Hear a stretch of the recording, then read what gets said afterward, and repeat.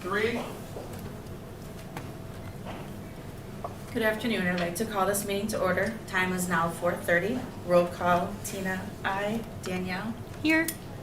Nicole? Here. Joanne? Here. Victor? Here. Please stand and join us in saying the Pledge of Allegiance. I pledge allegiance to the flag of the United States of America and to the republic for which it stands, one nation, under God, indivisible, with liberty and justice for all. Tina, are you okay if I invite a couple of guests in really quick? Sure. Okay.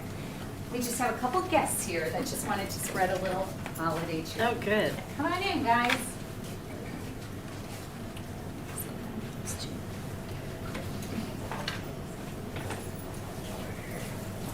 Thank you guys so much. Do you guys want to introduce yourselves?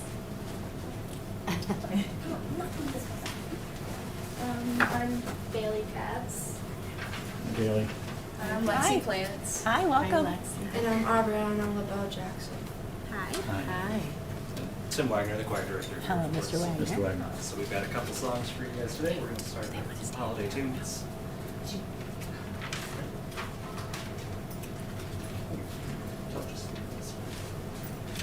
Dashing, dashing, ready?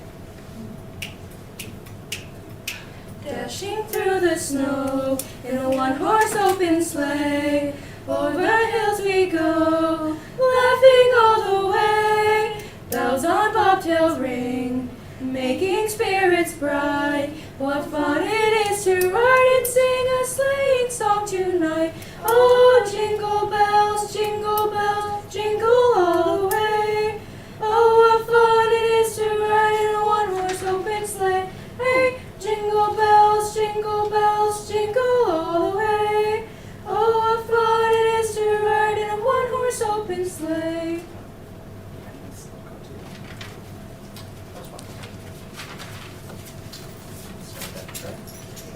Nice catch.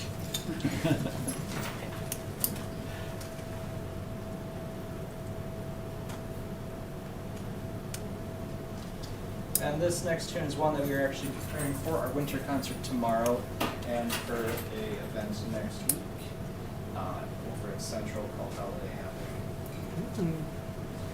It's the most wonderful time of the year.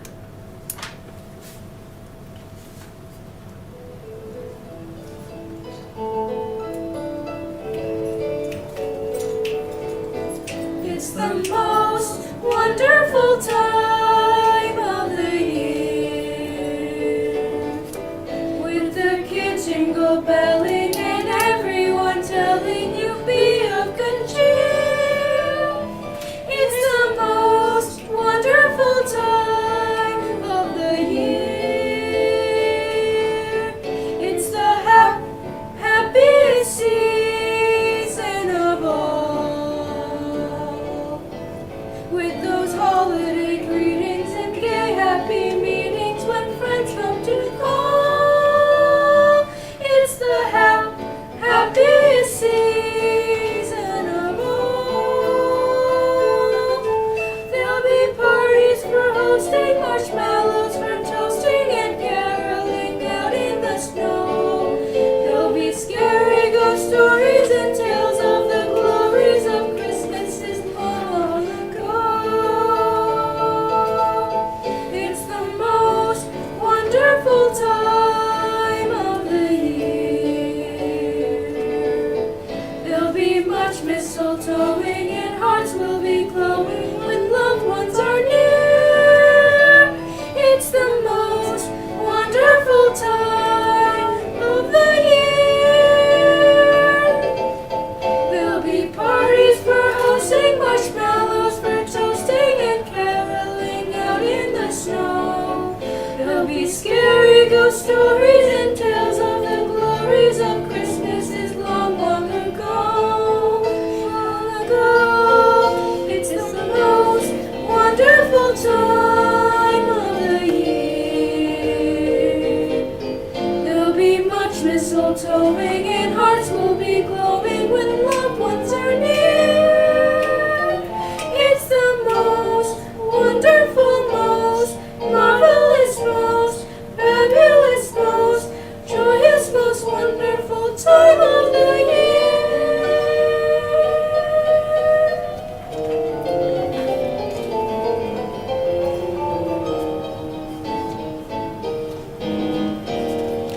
Well done. Thank you. Thank you. Well, thank you for having us. We Yes. have our concert tomorrow, and then next week we'll be over at Central along with the Salem, the Paris Brighton, and Central choirs. Oh, that's Oh, have fun. nice. Have fun. Big celebration of the holiday. Is it 6:30 tomorrow night? 6:30 tomorrow night, and then Yeah. 7 o'clock next week. Okay, Thank you awesome. again. Thank you, Thank ladies. you. This was the Thank most you. festive start to a meeting ever. So thank you. Good job. That's awesome.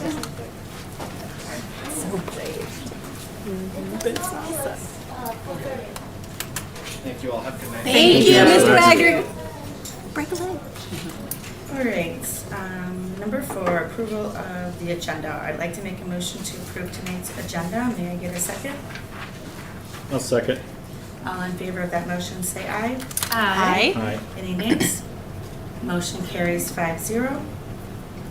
5A, the minutes for the November 19th regular school board meeting.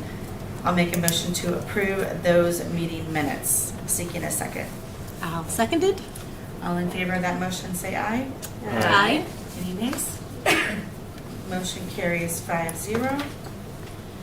And then we have 5B and C, which is the treasurer's report, cash report, referendum cash report, accounts payable bills, budget summary, and Fund 10 expenses and revenues. I have a quick question on the treasurer's report. It looks like there's still 1.4 million in the building referendum account.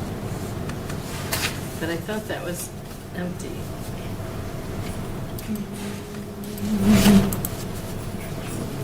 Look at Fund 39, LGIP. Okay, so which is you're looking at, this is a one-page report with Yeah. the treasurer's report here, and you're looking at Fund 39 on the asset account, correct? Yeah, Okay. Pull that up here.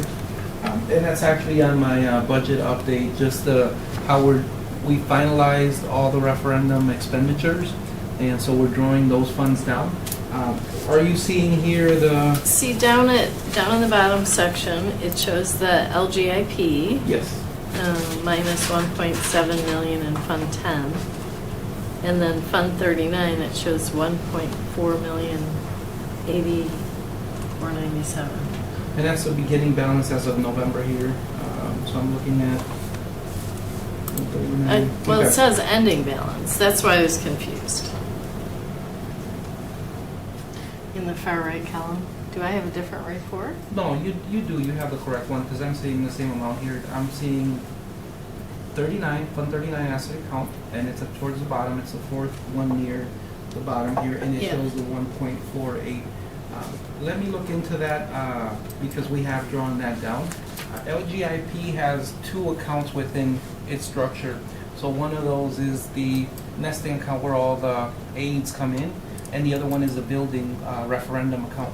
Got The it. building referendum account had an initial balance of $50,000, Right. and we drew, based on the last roofing project, $32,000, so it's down to about 20. Well, and actually, that's another question, but that was on the next item, because it looks like we took 42,000 out of Fund 10 and sent it over to the PMA. Yes, exactly. So the way that transaction happened is we have a referendum account in LGIP with a Uh-huh. balance of 50,000. When the roofing invoice came to make the roofing payment on that last roofing project, Uh-huh. we needed to pull from that 50,000, 32,000, right? So we pulled it from the building account in LGIP, made that transfer to go into our community state bank so that then we can wire the funding to WIS PMA. So it's a bit of a, like we could not take, for example, a direct payment from LGIP to WIS PMA. So the intermediary there had to be the community state bank. So it had to go, deposited into community state bank, and that we keep with all That was from our our tracking, fund, yeah. our Fund 10. From our building, So we moved 42,000 basically from Fund 10 to cover the room. the intermediary was that Fund 10, yes. Okay. So it went from Fund 39 in our LGIP Uh-huh. into community state bank as a deposit. and then from Community State Bank, it went as a payment referendum fund to WISPMA. Okay, Yeah. thank you. But thank you for that question. A lot of hops. Yeah, but it's important to note that throughout all those transactions, right, we have to make sure that the apportioned funding follows through. Sure. And so when we look at our audit reports and we look at our auditors, that it gets pulled from the right coding, and it stays consistent throughout. So when we put everything in Skyward, our journal entries, we just have to make sure that our referendum monies flow through that same line. Okay, Okay? sounds good, thank you. Great, so I'll make a motion to approve 5B and 5C as presented, seeking a second. I'll second it. All in favor of that motion, say aye. Aye. Aye. Aye. Any nays? Motion carries 5-0. Moving on to 5D, the personnel hire resignations and leaves. You wanna say anything? Oh, gosh, I'm sorry. Yep, so we are looking at requesting that the board approve the hire of Mary, I'm sorry, to number 10 years. That's great. Mary Martinson for a full-time custodian. She comes to us from Kenosha Unified School District with very high recommendations. Lou, I know, is very excited to bring her on. And then we are also looking at the resignation of our van driver, Nancy Hendricks, who was with the district and has been hired by Dousman. So she is still servicing her students on that special ed van route just through Dousman, which I think our families are happy about. And I just met with Dousman today, and they really are happy that they were able to get Nancy as an addition. They said Nice. they get a lot of compliments already from our families, so. Yes. Great. Well, I'll make a motion then to approve the personnel hires, resignations, and leaves as presented. And I'll second that. All in favor of that motion, say aye. Aye. Aye. Any nays? Motion carries 5-0. 6, moving on to number 6, district administrator reports. What'd you do?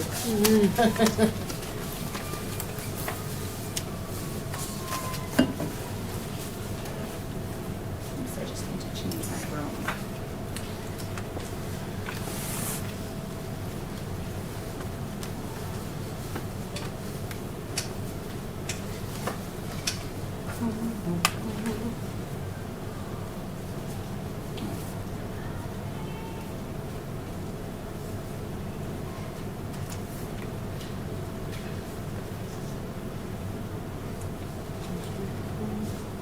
Were you ever in choir? Were you? Were you in choir? No. Oh, actually, I was in like 7th grade, Yeah. 6th and 7th. I did 1 year and that I knew. It wasn't for me. It seemed like they always had songs that were really high pitched. Yeah. And I couldn't hit it. I didn't care. Did you do it for a long time ago? I did all through high school. Oh, really? Singing. Are you trying to present?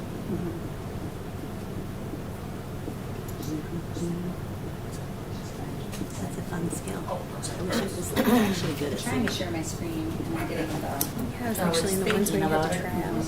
I'm getting the spin wheel. Like real life Glee. You have to try I out? was over there watching. Is there a the video analytics of this? section. I have no idea. Oh my gosh. Like a video compilation of the greatest hits. You'd have to ask my mom. Okay. You could ask her. Say, Mom, dust off those videos. Right? Oh, well, there we go. See? Thanks, John. All right. I guess we're just over there. Okay. So yesterday, representatives from ERMCO Company came to present the Bristol School District with a $20,000 huge check. It was very fun, very exciting. Again, we cannot thank them enough. Their staff are just wonderful. They also let us know that, you know, if we ever want to have students come over and tour their facility, they are open to that. They are open to coming if we have any type of career planning or career days with our students. They're just excited to work in partnership with us. And just to reiterate, the ERMCO grant will fund new hands-on focused mobile technology. So we're looking at purchasing iPads for an app creator class, a Project Lead the Way class that they've wanted to have the kids participate in for a while now, but didn't have the money to get the technology to do it. So we're very, very excited. Again, we cannot thank them enough. They brought swag with them for the students that were in the picture, and I have to thank Brianna Fleiss. She was really the one that initially kind of started this with Brad from ERMCO. Carrie Houston's had a big part in this. She unfortunately was sick yesterday and couldn't be here. So, and we'd like to thank Lori Baird because she's done, we do have a press release going out. So you should be seeing more about that. Very exciting. Last night was the Bristol Band Holiday Concert, and that was a great time, and full house. Again, Mr. Murphy and his students do a wonderful job. My husband came, and we were just saying the Bristol school really is the hub of Bristol. Like it was hard getting people out of here. Like, they like to chat, but it was a great time. So hats off to them. Cell phone legislation. So I gave you information about Wisconsin Act 42, which mandates that all districts adopt a policy by July 1st, 2026, prohibiting students from using wireless communication devices during instructional time. Again, that required prohibition does not apply to school district issued devices, just personal. There are exceptions to the ban. The policy must allow wireless communication devices in the event of an emergency or perceived threat. Students who need their personal devices to manage health issues such as diabetes must be allowed to carry them. If students have the provision written in their IEP or 504 plan that they must have a personal communication device, that is an exception. And then the policy must allow a teacher to authorize the use of personal wireless communication devices during instructional time, so that they still have that option. And I hooked in here our current policy and AG, and I mean the district's cell phone policy is pretty explicit. Students are not to have cell phones turned on during the school day, so it's pretty much already in line. And again, it does have those provisions. I think we might have to add one about the emergency, like if there was a threat, a perceived threat.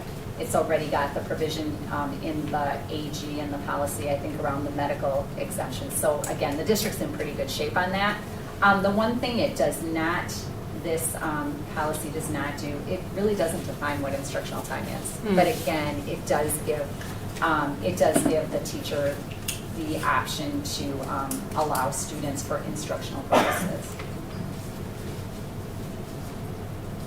Has Neola said anything about something to address this before July 20? I'm assuming it's going to be a special release, probably February. Yeah. I'm thinking something will be coming out. Okay. And I do know, right, a lot of school districts, I think, have already addressed this through their policies, just. Yeah, ours is pretty comprehensive. But It is. It's just pretty- wondering if there was going to be Yeah, a special usually- release because yeah. Act 42 was done. Stuff like this, they usually do special releases. Okay. And then just by, I believe it was October 1st, we have to submit whatever we're doing to DPI to show that we're in compliance with that mandate. And then just some more upcoming concert and event dates. We heard from the choir, and they're going to be performing tomorrow evening along with the jazz band at 6:30. On Friday, we have an early release. Students will be released at 1:15, and thank you to the school board for your staff appreciation lunch. We're looking forward to that. And then teachers will be engaging in professional development for the remainder of the day. Our kindergartners and first graders have their holiday concert December 17th, and then winter break December 22nd to January 2nd, which is coming up quick. So, Very quick. yeah, and that's what we have. Oh, and then planning ahead. So I know that Central approved their calendar, I believe, at their board meeting last evening. Okay. So we are working on getting a calendar team together. I would like to get a calendar to the board for approval next month. A benefits planning team, I know we talked about this earlier in the fall. we just finished up our open enrollment period for our health insurance benefits. And for the most part, I think things went smoothly. It helped that it was a passive enrollment year.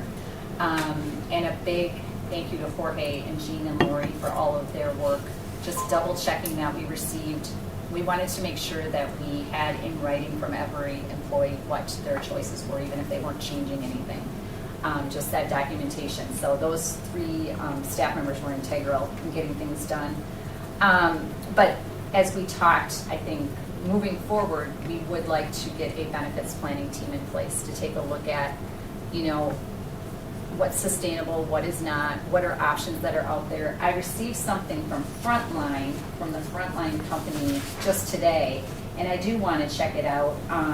Again, they have a tool that can show how our district compares in salary and benefits, staffing ratios, and things like that with districts across the state. So I do want to inquire with them, first of all, what is the fee for that kind of thing? How do they share that information? But I think it would be good information for us to have as we're looking at what is our benefit structure, what is sustainable, what do we want to offer our employees? So I will be sharing more as I learn more about that. I also talked with Barb Ceramic about strategic planning. I know it is something that our strategic plan is coming due. So again, she gave me some names of facilitators. I would like to have at least a board member on an interview team with me and some other staff members to possibly interview the facilitators that we think would be a great fit to take the Bristol School and community forward in strategic planning. And then employee handbooks. We started work on that with our climate committee, and then we kind of waylaid into different things from student behavior and classroom management and just school climate. But we really need to get back to updating our handbooks and bringing them to you for approval. So goal is January board meeting, especially before that next Neola policy rollout. So Thank you. that's it on this end. Thank you. Number 7, we've already done those. Thank you, everybody, for the presentation. Number 8, Jorge, financial update. Okay, I have just 1 page back-to-back handout. I didn't feel like using staples, right? So I'm like, all the content is there. Save the tree. Save the staple. Yeah, save the staple there. Yeah. And so our December finance update, just a couple of brief points. One of them is that I am doing quarterly meetings with our department heads. And the purpose of those meetings is to sit down, and they're kind of like work sessions where we look at year-to-date expenditures. So we're seeing, like for example, if we're sitting down here in December, we're looking at December of last year and what their budgets were at that point of the year. And seeing, areas where we could cut savings, right, costs. We're also looking at thresholds, right? So the key part there is we're if we see anything that just stands out and says, hey, last year, we were at this amount and this year we're at this amount, right? We want to understand why. So what we do is we take a deeper dive and we'll go in and we'll see transactions, right? And we'll say, does these make sense? We look at anticipated costs, so we'll look ahead and say, do we anticipate this year to spend this much in the next coming months, right? So that it helps us because then budget-wise, no surprises, no major surprises, right? That's what we're looking to avoid. And we're looking to have consistent budgeting, shared collaborative budgeting as well with that. So we're looking at anticipated expenses. And then we also compare year to year, right? So the cycles, some cycles are annual cycles with some things, perhaps memberships, things like that, or just regular yearly things that departments need on an annual basis. Others are one-time expenses, right? So we can look at those and say, well, hey, let's cut back in this area, perhaps we have other needs, and our approach is always needs-based, right? So we want to make sure that the resources that we're allocating from the district are going directly towards needed resources for education. So that's ongoing. It will be a quarterly, but that we've got our fall in, so now we'll be working on our winter quarterly sessions as well. Awesome. Question Thanks over for there. doing that. Out of curiosity, do subscriptions fall into departments, like for instance, if they were curriculum instructions, do the principals, is that get embedded into theirs, or is it even broken out by grade level departments? It's broken out by grade level Okay, nice, departments. okay. Yeah, so there's a stratification pretty thorough in there. Yeah. You know, one of the things that we're finding out, you know, as we're going through this process is saying, is this where it needs to be, right? If we were to look at those, you know, chart, we go through our chart of accounts, and if you think of them as white papers and you just, you know, put 50 of them here and they're all the different buckets, are the right expenses in the correct buckets, right? So we want to make sure that we have alignment with Yeah. our coding for Wisconsin Uniform Financial Coding. We want to make sure that we're appropriating them in the right place. You know, one of the, perhaps the most challenging ones can be sometimes the technology, not to pick on Tony or anything, right? But technology is needed in every, Covers, yeah. right? It touches just about everything, you know, but how do we ensure that, right, the technology that's needed for classrooms is different from the technology that's needed at a district level, that's, that it all gets coded in the correct, you know, placed in the correct bucket, Yeah, if you will, thanks. right? So that's the type of analysis that we're doing, and it's a collaborative effort. So I really, you know, have to thank our department heads, our principals, and our leadership team for embracing that. Part of that was we had to go to our financial software system and get the design so that they have the view access to be able to view their budgets at that level of detail. So that's an upgrade, and I've gotten positive response from them on that and that ability. SPED reimbursement rates. So the SPED reimbursement rates initially, and you can flip the back of this page, right? If we're looking at the reimbursement rate at 42%, what that turns out to be in terms of dollars is $744,943. The state came back with 35% reimbursement rate, which is much lower. It's 7 percentage points. But what that means in terms of dollar, right? That's $124,000. You know, the difference in that. We budgeted at 39%, so we are in that middle tier there. So we budgeted the reimbursement rate to come back at $691,733. There's still a shortfall from what the state had, you know, committed to and promised, that 42%. They came in at 35%, so we're still covering a difference there, and which we'll have to make up for. So that's where we go back and we reassess, right? How do we make sure to cover that cost? Because at the end of the year, there's that transfer that occurs from Fund 10 to cover deficits in Fund 27. So then, right, that's already a set amount. There's nowhere else to pull, so we have to adjust somehow to be able to cover that. So I'm confused because here it says it went from 42 to 45%. Okay, I thank think you. that's wishful- I think that's wishful Cross that thinking, out. yes. It's wishful thinking. I thought there was gonna be something It definitely is the 35%. Well, It wouldn't be great if it would go in that direction. But it went to the 35% direction. Okay. Referendum expenditures and closeout with WIS PMA. So that referendum expenses has come to a close. That last project was the roofing repair project, which came in at $153,000, and we were able to complete it over the summer during non-instruction time, and we're making the final payment on that. We made the final payment on that, submitted it to WIS PMA. They're helping me right now sort out the. If you recall, over the summer, Josh and their team came out and spoke to us about arbitrage and that scenario. So there may be a small arbitrage, you know, that they'll come back with and calculate that for us and assess that. But it's nothing that will be a large figure at all. So that's currently taking place. There is an OPEB study, which is post-employment benefits study done by the actuary company Foster and Foster. They do a 2-year cycle where 1 year they'll do a full study, the other alternate year they'll do a table update. This year for us happens to be the full study, so it is taking a bit longer. They anticipate the study to be completed by mid-January.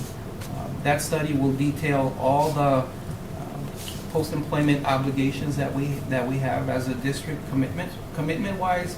It also forecasts future commitments that the district will have in terms of liability costs. So that should be coming in around mid-January. And then that way we can have our audit and also digest, and get the results from the audit as well. Open enrollment, we discussed about passive enrollment, which made things a whole lot easier, to be honest, because with open enrollment, we're not changing carriers, and so it was, we didn't have to go through all those steps, right? With complicated enrollment like that. It was a passive enrollment, so Oh, that's- a lot of folks, right, if they're happy with their insurance, they keep their insurance. We made sure to do touch points with everyone, for them to commit and say, yes, I am making no changes, or if they were making a change, right, that during the open enrollment period, that first week in December, they were able to meet with me and sit down and go through the changes, and we were able to update them. Very few changes occurred to report. There were just a handful of changes, but we did go through our open enrollment period recently with that as well.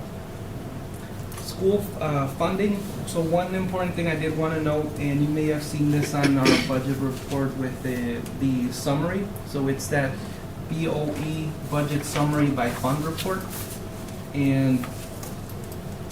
or even the detailed report where it shows the Fund 10 revenues.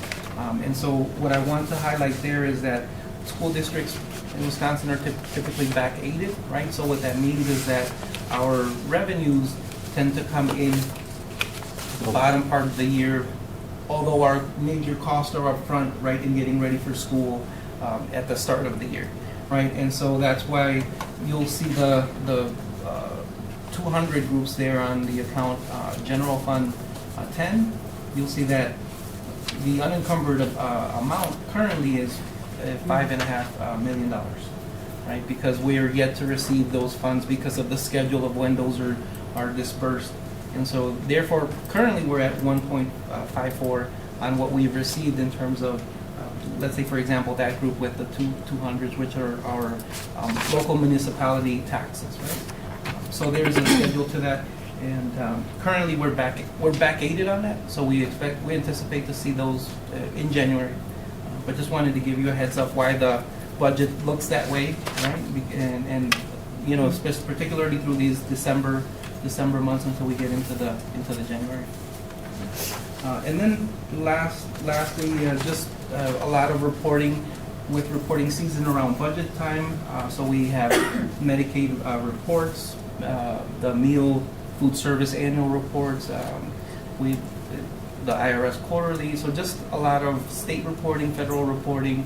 We're getting ready now for the W-2 for the tax season. So just a lot of activity going on there.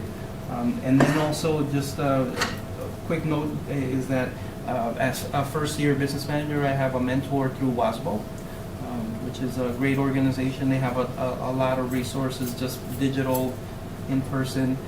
And so my mentor, her name is Lavessa Glover Verhagen. I can never pronounce it right, 100%. She's from Seymour, Wisconsin, and I think that's up north, closer to Green Bay area. Yeah. But I meet with her on a monthly basis, and we just connect. And she's a support person to me as well.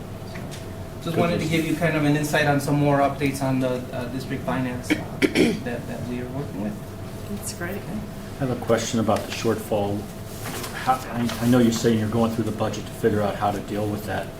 When would you have an idea of how you're going to kind of rearrange things to get that shortfall Absolutely. at least forecasted or covering? Yeah, so step one is then we make a budget revision to reduce the amount of reimbursement aid, right? And then of course that's going to then trigger, hey, we no longer have a balanced budget, therefore we need to look at what areas we can trim from, right? So then that's the process. So we will take that route and do a budget revision and then meet internally and see where we can Is that make a up 2-month process, a 2-week process, a It's 2-hour more of a process? 2-month process. It's collaborative. Okay. I'd like to, us as a group, discuss this a little bit further. And just for, all those tuning in, just to recap like this number. So the 42% that we're referring to was the number in July that lawmakers reached the bipartisan agreement that 42 cents on the dollar the state gives back to Bristol School for all special ed. So 42 cents on the dollar is what we were prepared for. Private schools still continue to get more. They also, private schools get guaranteed funds, which is some sufficient. So there is never any squabbling. They will 100% get what's expected to come to them for SPED. And private schools aren't required to take any special ed students either. So there's that, which I think is patently unfair. I know some of us have bemoaned this, and if you love public schools, it's an awful, unfair situation. As far as how we're looking at this with this 42 cents on a dollar that they told us in July, now 6 months later, all we can prepare for is 35 cents on the dollar. I'm hoping we could band together. I know in part, we've set correspondence trying to explain the need. What else can we do? I wonder what WASBO is discussing, because ultimately, 6 months in, to change the tune so dramatically. Now, they will say it's because it's some, not some sufficient, some categorical. Help me. Some certain? Some certain, excuse me. They use the term some certain. So they're going to say, oh, no, it surpassed what we thought it was going to be, so therefore we're just downgrading you. To do that 6 months into a fiscal year is just completely reckless, in my opinion. I'm hoping we could use any power we have to communicate that, because at the end of the day, Victor, like you said, we have to go already to a barely break-even budget, Right. and try and either make cuts, or they're pulling money from underneath other places, kids halfway yeah. through the year. They're going to say it's because it's some certain, and I'm going to say if you offer some sufficient to private, public schools deserve the same. So I'm wondering what we can do, the 5 of us. This is what we're elected to do, but then what else can we do? Any ideas? I believe the reimbursement rate for the private special ed schools is 90%. Correct. So just in case, all those tuned in, it's like 90 cents on a dollar if you're a private school. We're lucky to get 35 cents, which is 2 more cents than we've been historically getting. So we've been getting 33 cents on the dollar. Why this affects all kids is because then we move funds from our big general fund to serve special ed. And we absolutely should, because those kids deserve it. So we don't need to get down that discussion. But we got to figure out how to civilly go make sure every lawmaker in Kenosha County knows that if you told us you reached a bipartisan agreement after holding it hostage till the very last minute, they're now pulling it back. So I think we should have to go ask them in person why, because I'd like to know what the reasoning is here. This just puts every public school in the worst possible position. And then when others look at us and they say, oh, well, what happened to your balanced budget? This is exactly the type of thing that doesn't allow us to govern properly. But therefore so what are we going to do? A sit-in? Something? I mean, I'm Start our own private school? I mean, functionally, if this was a private school, we wouldn't even have a concern right now. Yeah. That's true. And I'll also say referendums would cease to exist statewide if the state met us at 45, 60 cents, any of the cents. If we got more than what we're getting now, no referendums would be needed, because special ed, and again, it's not the students, it's the way the system is set up. That is the piece that's just fundamentally missing in how they're funding public schools. And they've been told that. So what are we going to do? Because it's the 5 of us. Our kids can't storm, lawmaker's office and demand it. They shouldn't have to do that. But what are we going to do? At the very least, if we can schedule any local meeting we possibly Meeting can. with everybody. And unfortunately, this is going to fall down like partisan pieces, and they're all going to go into their camps. At the end of the day, we're going to have $124,000 less than we thought we would in July. And now it's December. We're halfway through the school year. At the very least, we need to all band together and take meetings. Have you heard, are any other administrators or business managers or anyone else doing anything collectively? I'm going to the Western Kenosha County DA meeting tomorrow, so I will find out ask some questions there tomorrow. I guess my other suggestion was, have you talked to any other board members from any other school districts in terms of, banding together as board members? And again, right, I think think our parents of students with disabilities also, Mhm. also need to be informed. So, I think every parent listening Absolutely, needs to absolutely. know that, like, it's impossible to It affects govern all of our appropriately when they can pull funds, but they don't do it for private and voucher schools. Everyone can see on face value how that's just not right. So I feel like in a world where we don't have alignment on a lot of things, we can align here. And I think we should put some fire and make it uncomfortable that they're choosing to do this. We have the surplus. The state has the surplus to fund it. They can fund our local districts. They're choosing not to. So at the minimum, I don't know if we can say, if we're in agreement, I don't know if we'd take a vote on this, but like to try and schedule local, with everyone who's our local leaders here, who will take a meeting with us.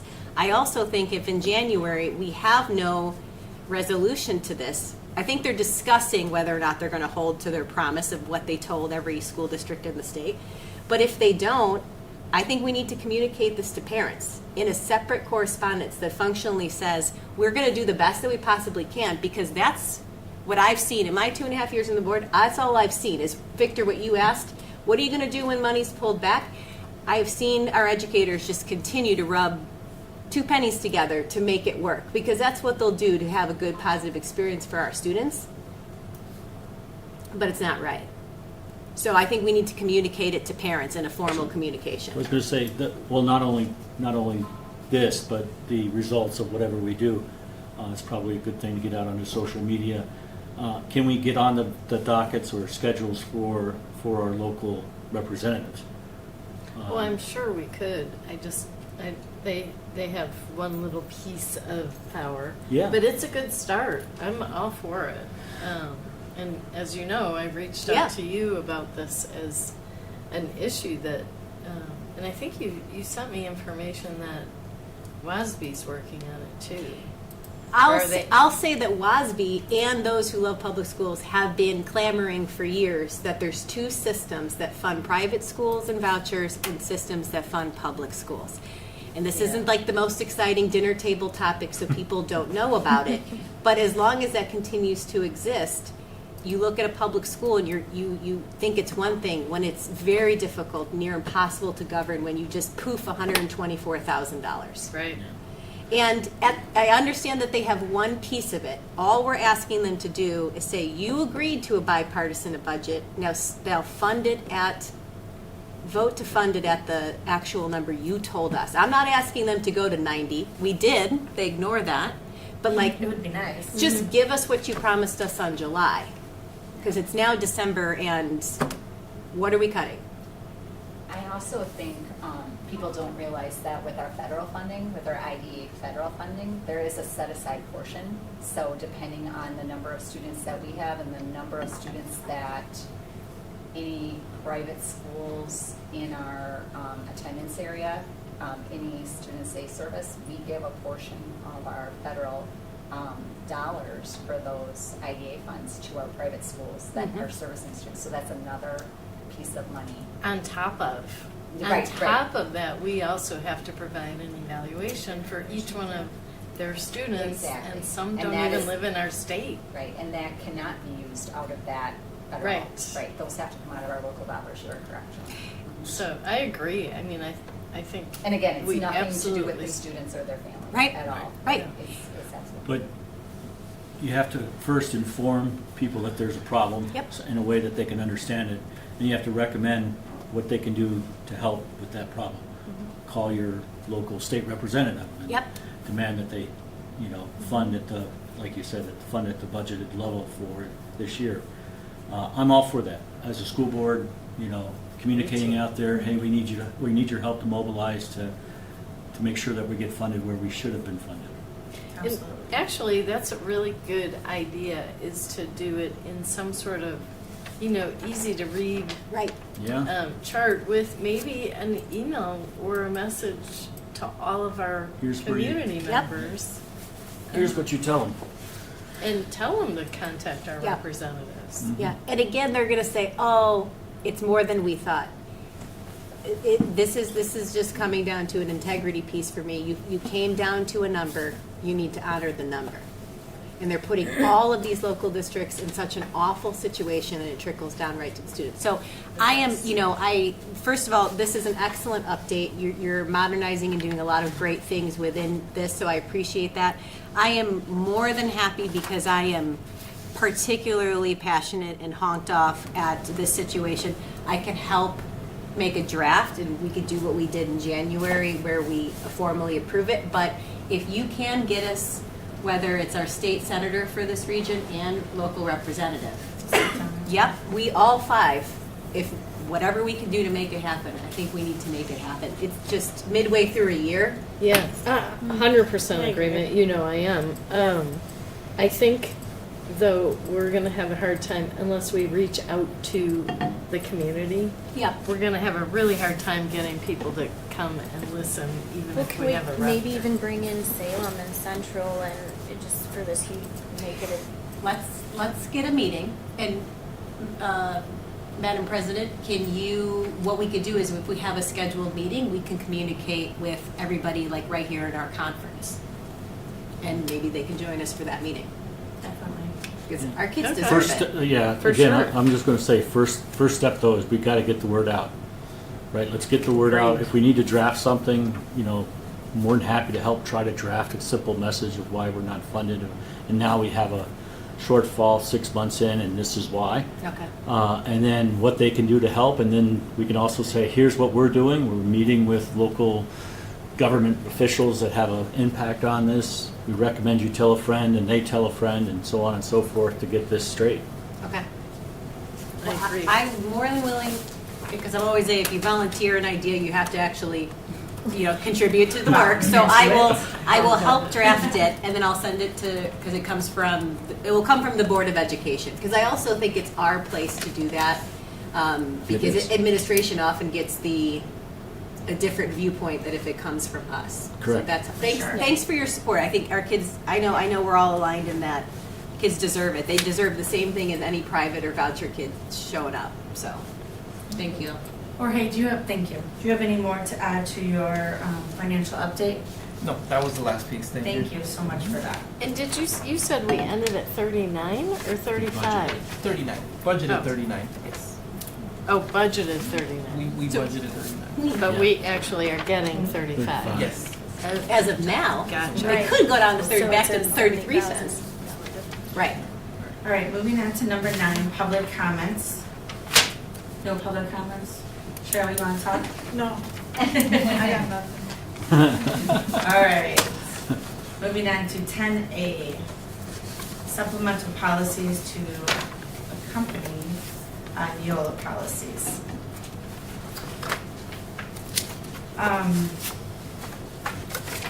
Looking that over, I think we need to table this and get this draft to the policy committee. That's my recommendation on that.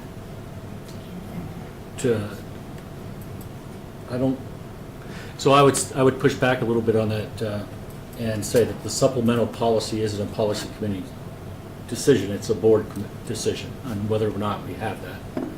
And I'd just like to make an argument before we table that, before we make that decision. And of course, I respect that you made that recommendation. But if you don't mind, I'd like to pass this out of why I think a supplemental policy is the right tool to everyone. And I'm not going to read this verbatim. I'm just going to, what I think hit the right points are. Again, Neola policies, we've all had to deal with them.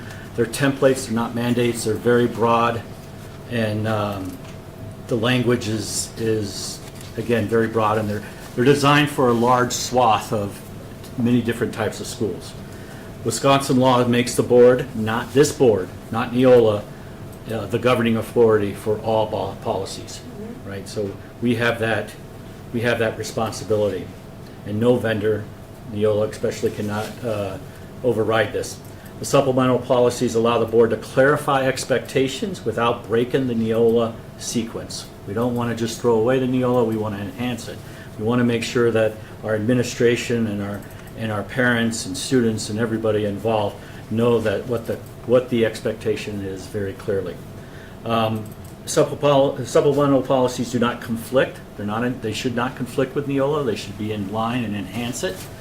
So I want to make sure that everybody understands that. We're not rewriting Neola, we're just augmenting that.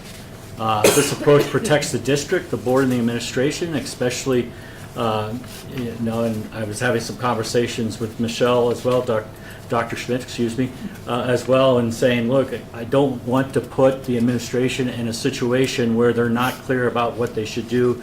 They're in the heat of the moment, and they make a decision, and then the next thing you know, they've got a whole bunch of people coming after them because they thought they were doing the right thing at the time. So these supplemental policies will help kind of guide them and avoid those future conflicts. I would also point out that there has been some back and forth with Neola about, hey, can we put this into a policy and not into a policy? And we get kind of pushback and run around as, no, we won't take it, no, we don't like that language, those type of things. This would clarify that a whole bunch, right, as far as getting these supplemental policies out there. And it should make some of the Neola work that we have to do every month, it seems like, every day, a lot faster if we can just say, hey, we agree with the Neola, but we think it has to have some sort of supplemental enhancement. I'm not recommending a supplemental policy for every Neola policy. That's not what I'm recommending. I'm recommending an augmentation only when there's clarity needed. And again, talking to Dr. Schmidt, if some of that clarity has to come in administrative governance, then we decide as a policy committee that, yeah, that's better suited in administrative guidance rather than a supplemental policy or some other mechanism. So just want to make that argument about what the intent was for the supplemental policy before we make any other decisions. I think it's a great solve. Thank you. I thank you for clarifying your intent. It's hard when you see it on the agenda, but you're not sure in advance what the intent was. I guess, what's your thoughts on if you have a templated policy and we can customize it to our school, why use the terminology supplemental policy versus just working through the policy just to make it our own? Because that's what we have been doing, and we are welcome and able to change what we'd like to. And you say they give pushback. I think the pushback's helpful. In the end, It's really not much of a pushback, Well, you say though. They pushback- just say, well, that paragraph we won't cover, but your lawyer will. right, But that's so, not a but big then deal. we It still still goes accept in. it.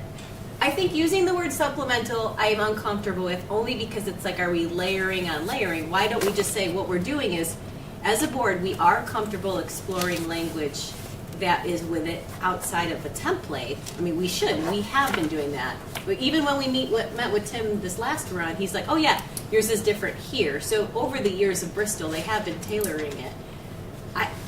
I am comfortable with us tailoring things to Bristol, but if we keep saying supplemental, we're then like putting another layer on a layer. Why not just make the original policy fit Bristol?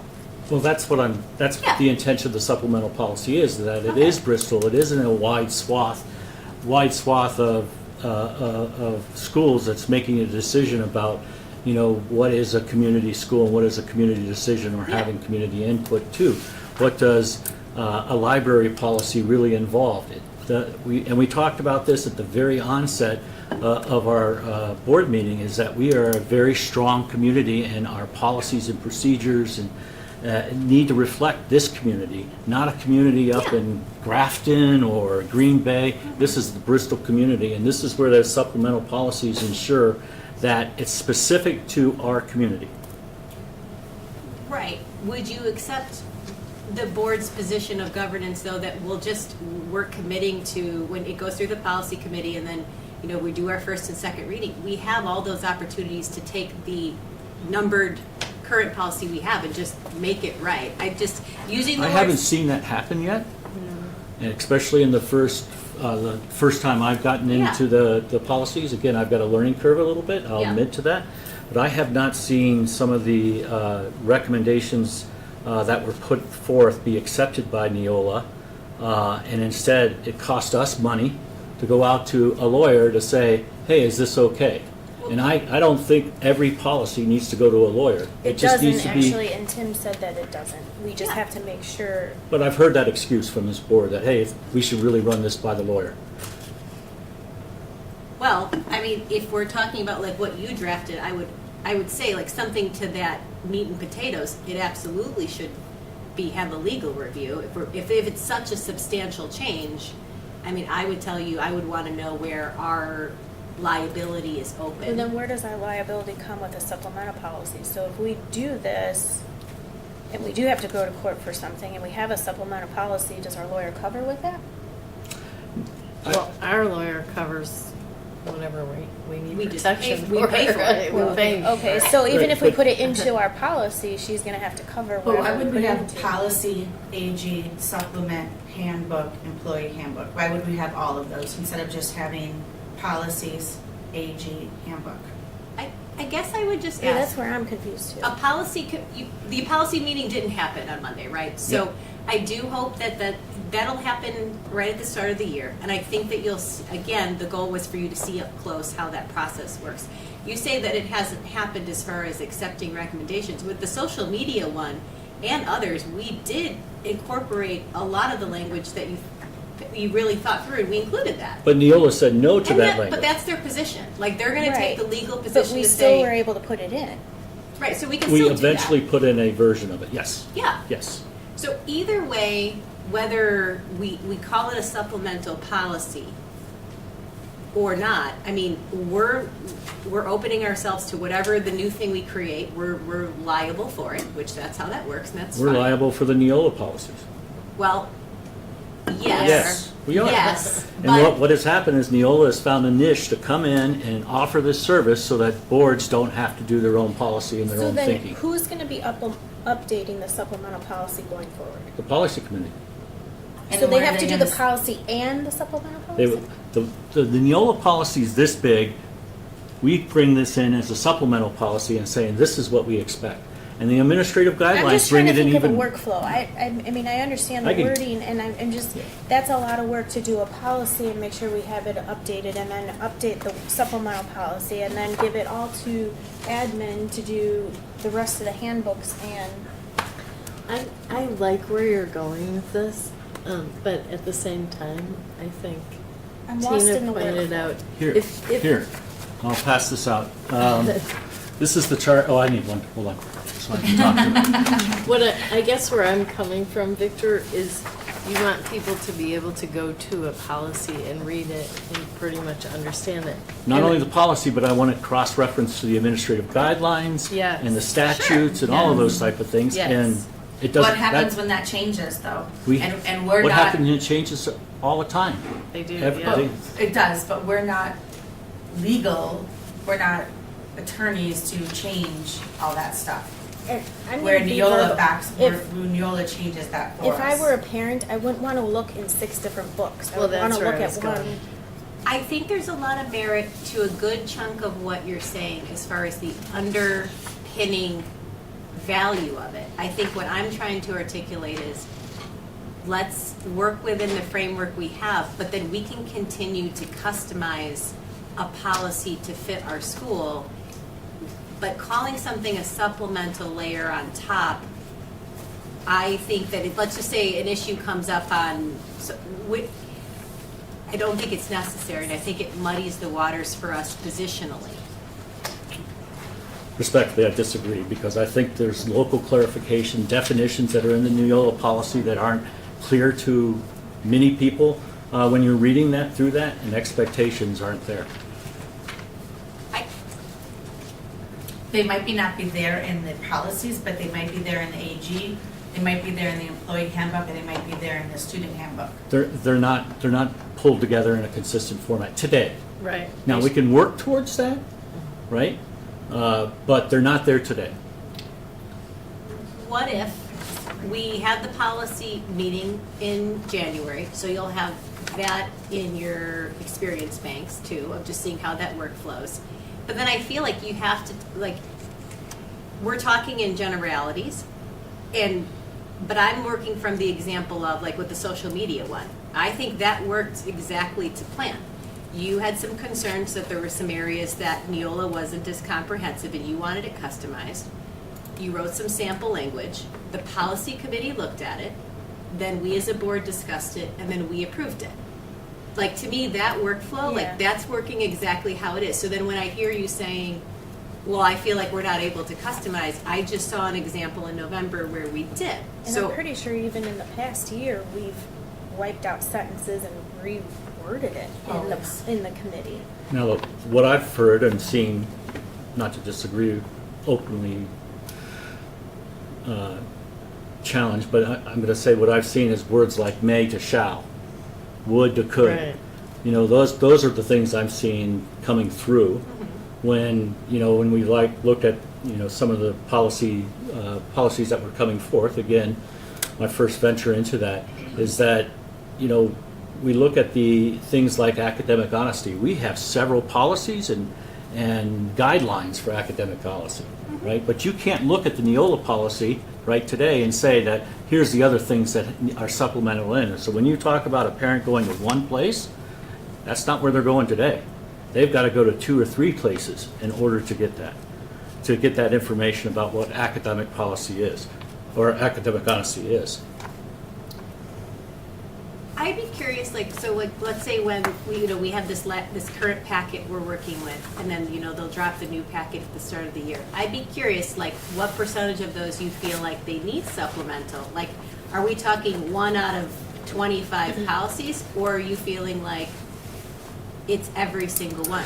It is not every single one. Right, so, because then, Definitely not. When you say like, oh, it's just verbiage like shall to may, and I guess I would like us to get to the policies in question and then vote and determine, does this need more time and attention, and are we wanting to explore what that looks like? To carte blanche just say we should move into doing supplemental policies, I think we're creating more confusion versus just highlighting which ones that we just need to make the original policy work for us. I don't know why you need companion ones. Just we continue to modify one to get it right.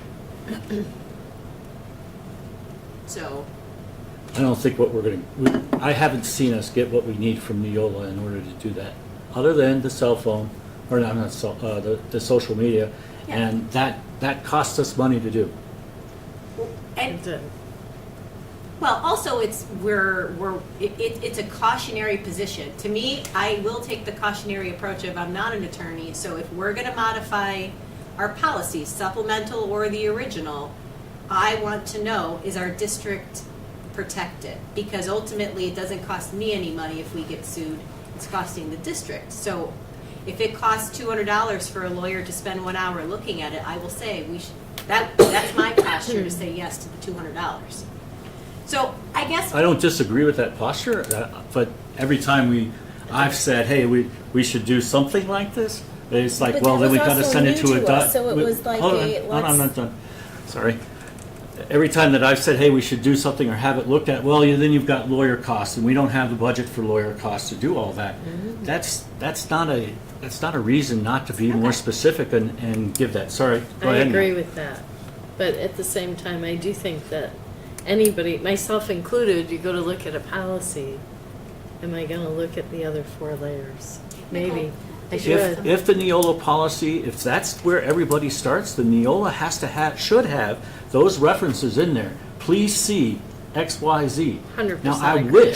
wish the Neola policy was comprehensive and everybody had one place to go. Unfortunately, we have 4 layers, 5 layers today already, right? And none of them Yeah. give you a clear definition and cross-reference. we've added the layers too. So like part of it is like, so like say it's referencing the student handbook. We could just decide to add that to the current policy to reference the student handbook. I guess maybe the action point would be, and I'm always trying to search like for a compromise or a solution, but I'd also say like maybe we set aside, and I brought this up last month, of let's set aside X amount of dollars that we know will be legal review. So as we tailor our policies, we have like a line item, whether that's, I don't know if that number is $1,500 annually, but we're all in agreement we should be able to customize. and you say Neola can't offer it to us. Well, yeah, they're gonna get to the point where they say, this is what we offer, anything else, you guys do it. And so I'm fine with that. I'm just balking at them being two numbers or two separate things. Like, to me, it should just really be One. But one. I'm also hearing that if we do customize it too much, that Neola won't address any of our concerns in court because it's customized. No, our lawyer would. And That's Neola- not, But whether it's supplemental or we do that. Correct. So either supplemental way- would be our either lawyer. way, the Neola district would say holds no. the liability. Right. So the advantage of using the Neola templates, and if we went to court, we'd say, this is standard across all of Wisconsin, so we have some protection and cover in that. So we can continue to augment what we're currently have. So Nicole, you're a policy maven. Thoughts? I mean, I think the first couple that we had, the 4 or 3 or 4 that we did bring to our lawyer, that was just, I think, in general, new to us. We did get a definite answer from Tim that we don't have to go to our lawyer every single time. Because that was a couple $1,000, But yeah. Not 200. not 200. But Right. But that was the first time we like really dug in and customized it. Right. And with social media, as of late, there will be particular topics like the one you drafted, but then also with social media, we were seeing cases That all over the changes every place day. where if staff are dismissed because of social media and then there's a lawsuit, it costs us millions of dollars. So again, there's always going to be a piece that's the investment. I hear you in saying like our role, we're not trying to shirk the role of governance as far as just relying solely on what Neola offers. I think there's always room to customize, and I've seen that transpire. I still really hope that we do a couple things. One, you experience the policy committee. I've reflected on how you felt about the first and second reading. While I do feel like it's going to create extra time on the agenda, I can see the value in that, and I would be comfortable with the policy committee meeting and then doing a first and second reading as the board. I gave thought to what you said. But the word supplemental policy, I think we are going down a road that's untenable and just a lot to manage. And even if you like whatever you drafted, that would need needs a lot of that. To me, that would need attorney review. That's going to cost, right? I'm not So- suggesting what I drafted was perfect, but what I drafted and in having it reviewed within the policy committee, right, to further augment it so that it's more clear or less obtuse or anything like that, I'm fine with that. I'm not saying what I draft is the last and final thing. It's a start of a discussion. How do we define things like decency? How does this community define what decency is? Because another community may say something completely different.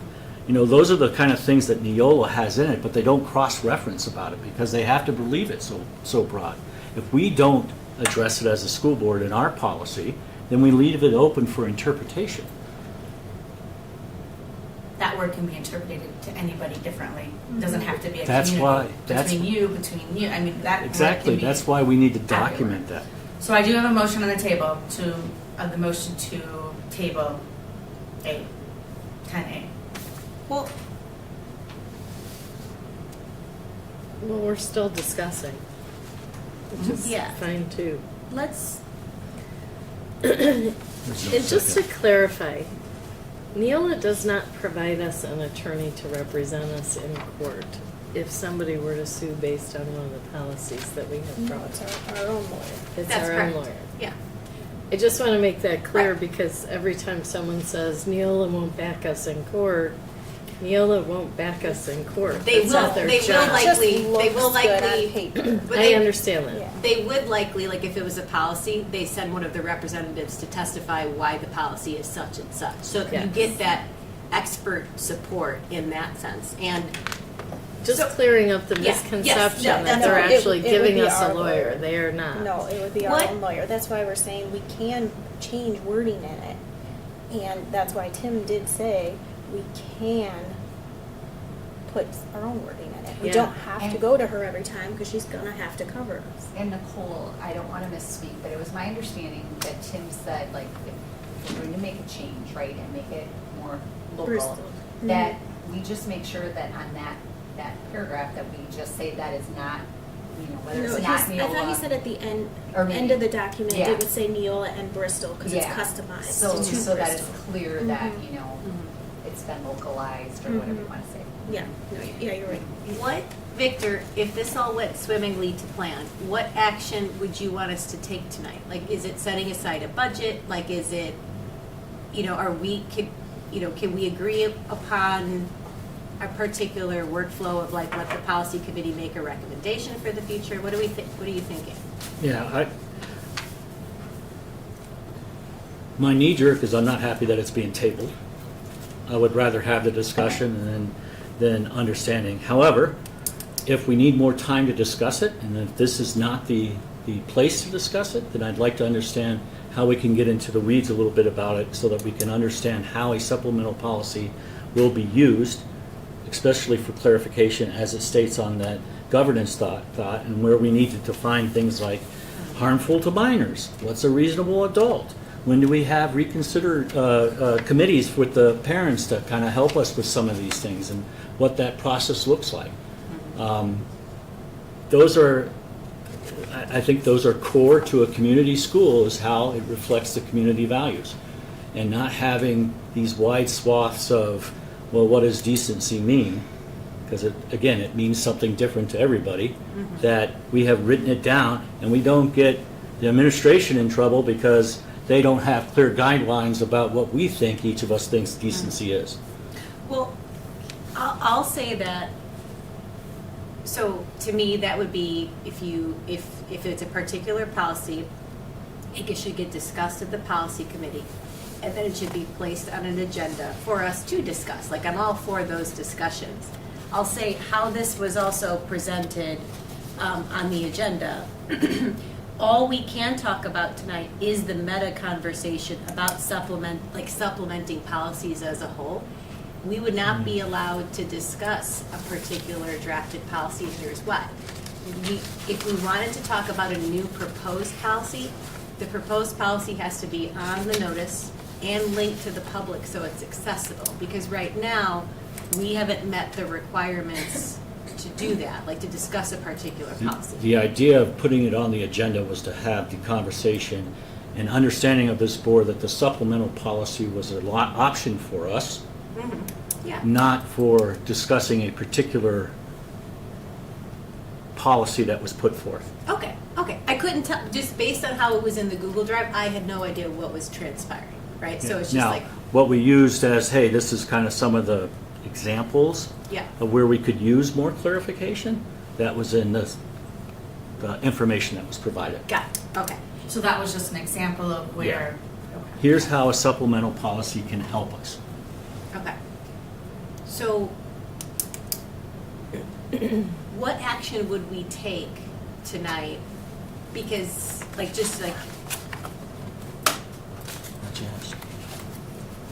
So, I know we have a motion out there that hasn't been seconded, but the motion that I would make was that the board authorize the use of a supplemental board policies in cases where Neola policy language does not yet incorporate current statutory requirements, district safety practices, or emerging issues required, whereas requiring additional board direction.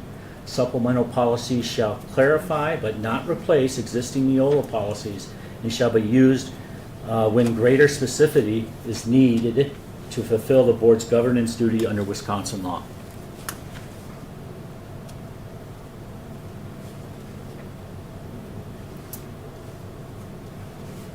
Do you think that it's possible that we can actually, instead of doing a supplement, that we can put all of that wording into a regular policy?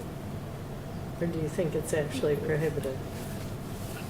Right now, I think the process is prohibitive to put it all into one policy, including, I don't know if guidelines is, I know we've talked about guidelines and that the administration has specific power over the guidelines and we have influence over it. It would be great if we could have one policy for cell phone usage. Right now, we have 3, where we have to cross-reference to cell phones. And which one is more correct? I don't know. I look at them, they kind of say the same thing, but they don't use the exact same wording. So now you have wiggle room in those policies because you have different things going. That's why we created the policy committee, because we knew the last 2 years, the policies had never been looked at.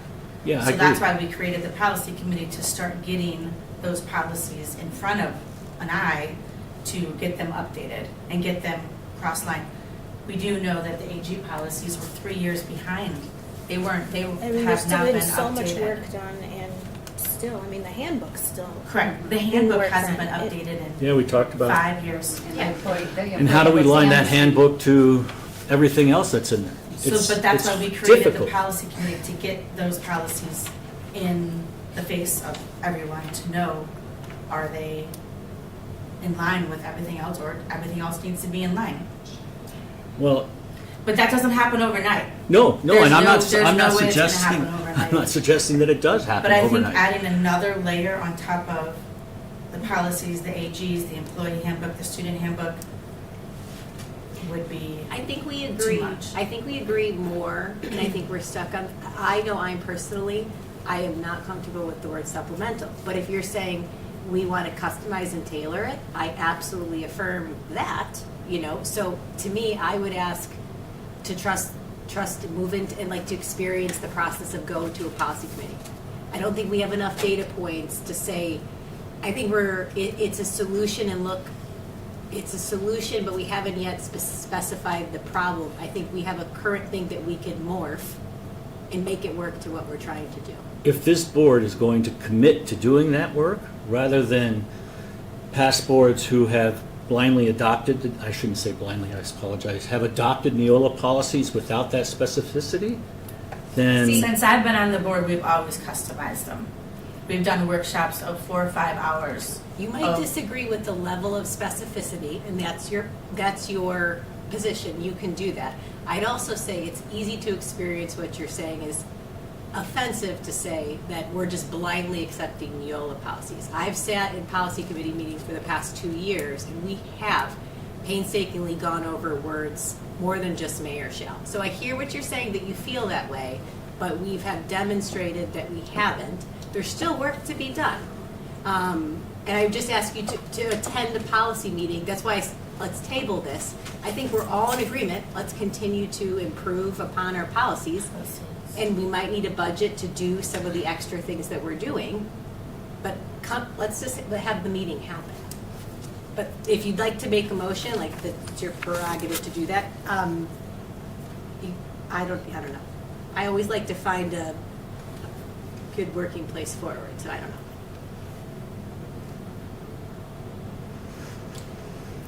Are you gonna be able to go to the policy committee meeting I in was- January? yeah, ready to go this week.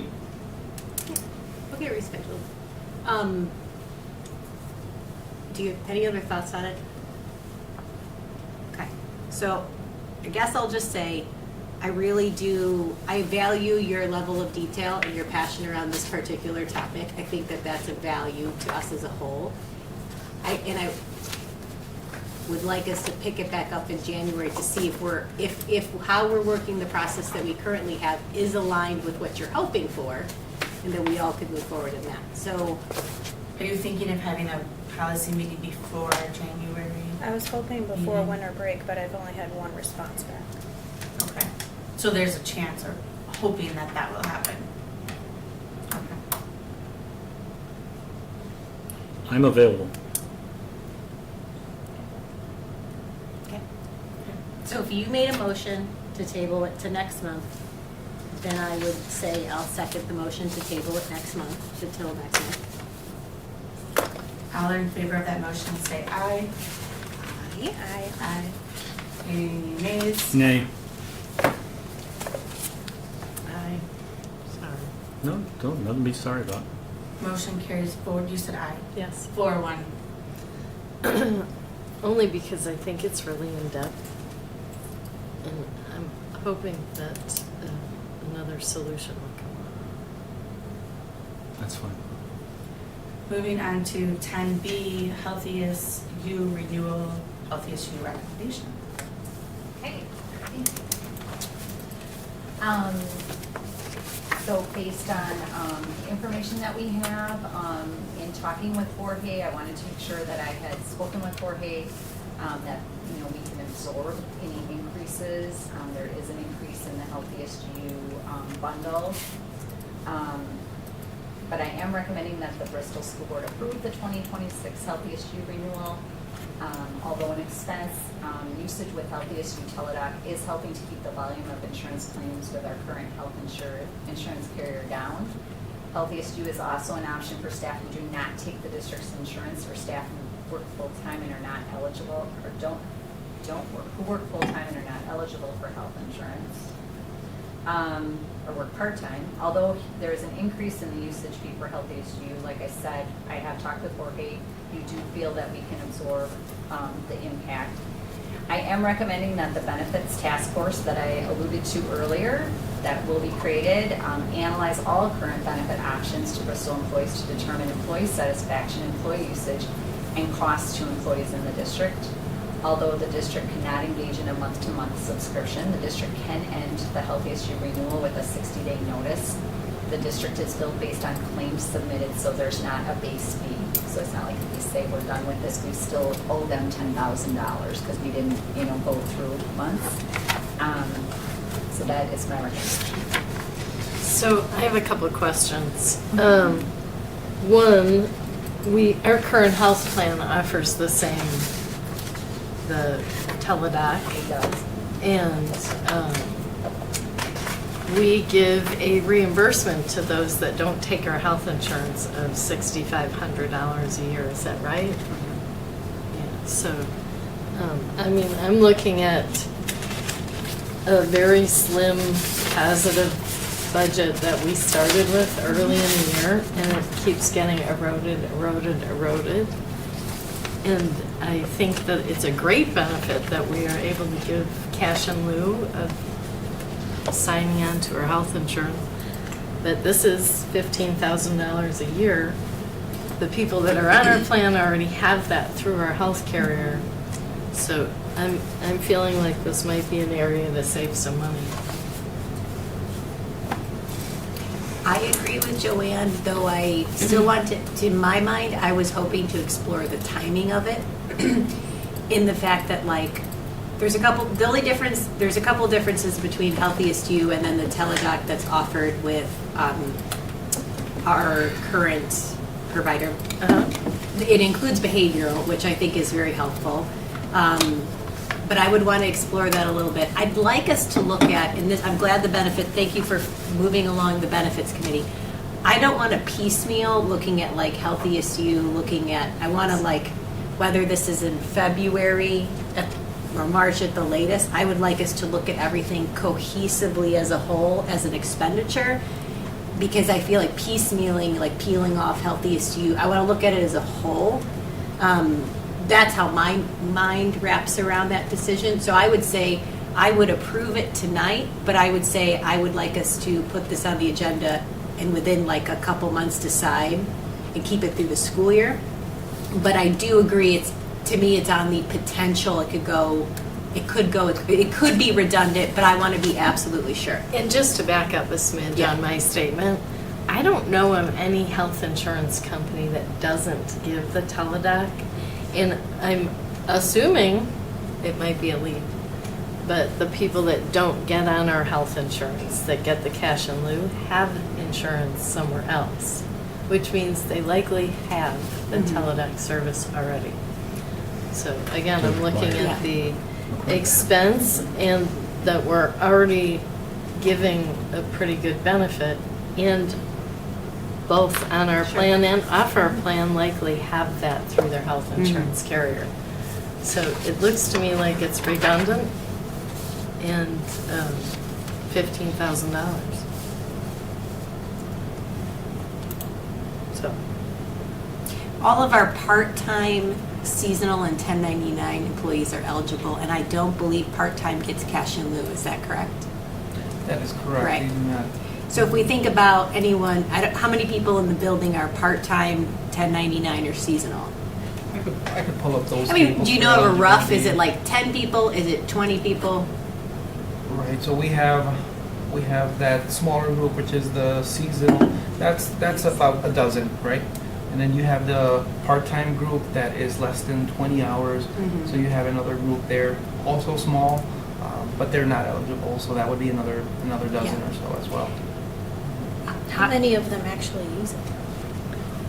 There's a We report. Does have it to look say? at the utilization report and see if the utilization report because of HIPAA, right? It doesn't Yeah, it like won't say if identify, they're it won't say part-time or this not. person uses And that's, and like, I totally hear you, and it's on my like radar of this very well could be redundant. I would just say there could be, let's just say about 20 people who, if they're part-time, they may not have health insurance. They're relying on this. They've had this as a benefit for 2 years, including aides. And when you are part-time, or if you're an aide, you're at the lower end threshold financially on pay potentially. And so I just want to make sure if we're going to eliminate a benefit, you know, that we just give enough time. I mean, we could choose, I was saying maybe if the board voted to end it today, we'd have 60 days to like notify that out to workers, but like, I just want to be very careful about these, because some people are probably relying on this, so.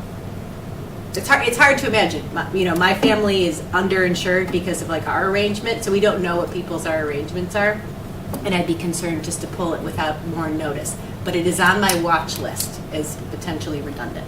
So I've spoken enough, I'll zip it, and if you guys want to chime in. I don't want to take away any benefits. I know, I'd like. But I do know. not want to I pay know. for benefits that people likely already have, but don't use because they have this. So, Could we ask the benefits committee to address this as like, or to provide, I don't know, like more survey information, or how? That's why I would like to look at it as a whole, because if we look at all the chunks, whether it's how we handle HSAs and cash in lieu and this and that, like it's all one big chunk. in fairness, we Yeah. started talking about this months ago. And Yep. we were going to get all of this information and have everything to make a good, solid decision. So, Okay, fair when enough. does that happen? Yeah, fair enough. And again, I don't want to take away any benefits, but I would like to save some money for our deficit, especially if it's something that is already given to both people that are on the plan and off the plan. So,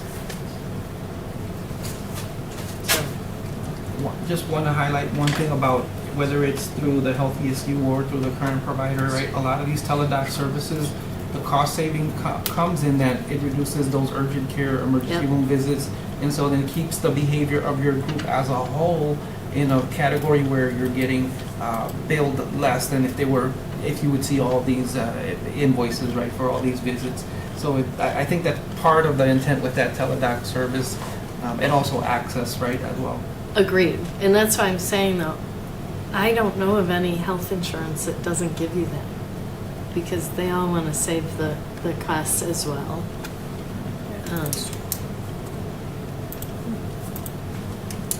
The utilization report is there Oh, it does have, general medical, how many visits there were? 95.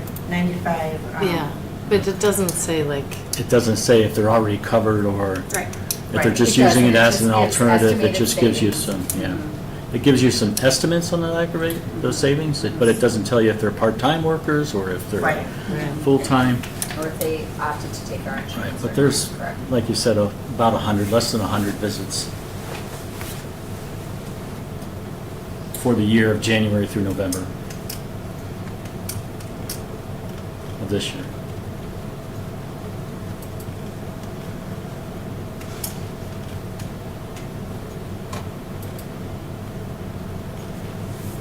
Anyone want to make a motion?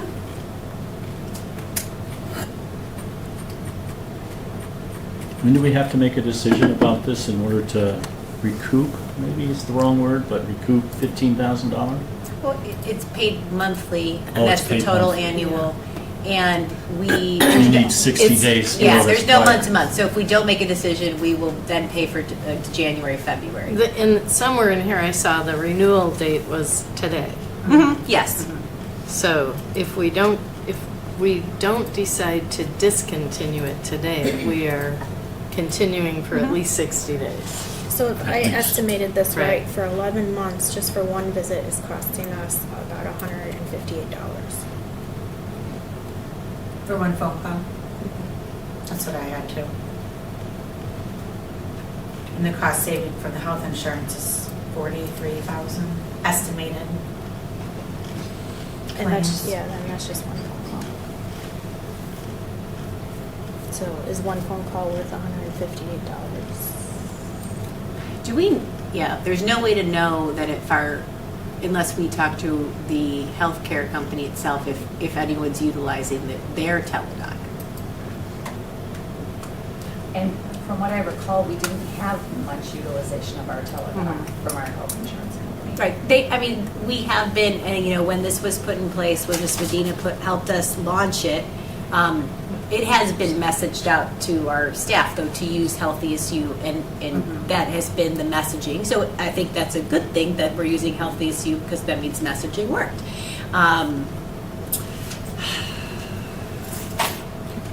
Can I quickly ask, Michelle, when you did the open enrollment, was the Teladoc services highlighted as an option for staff when they?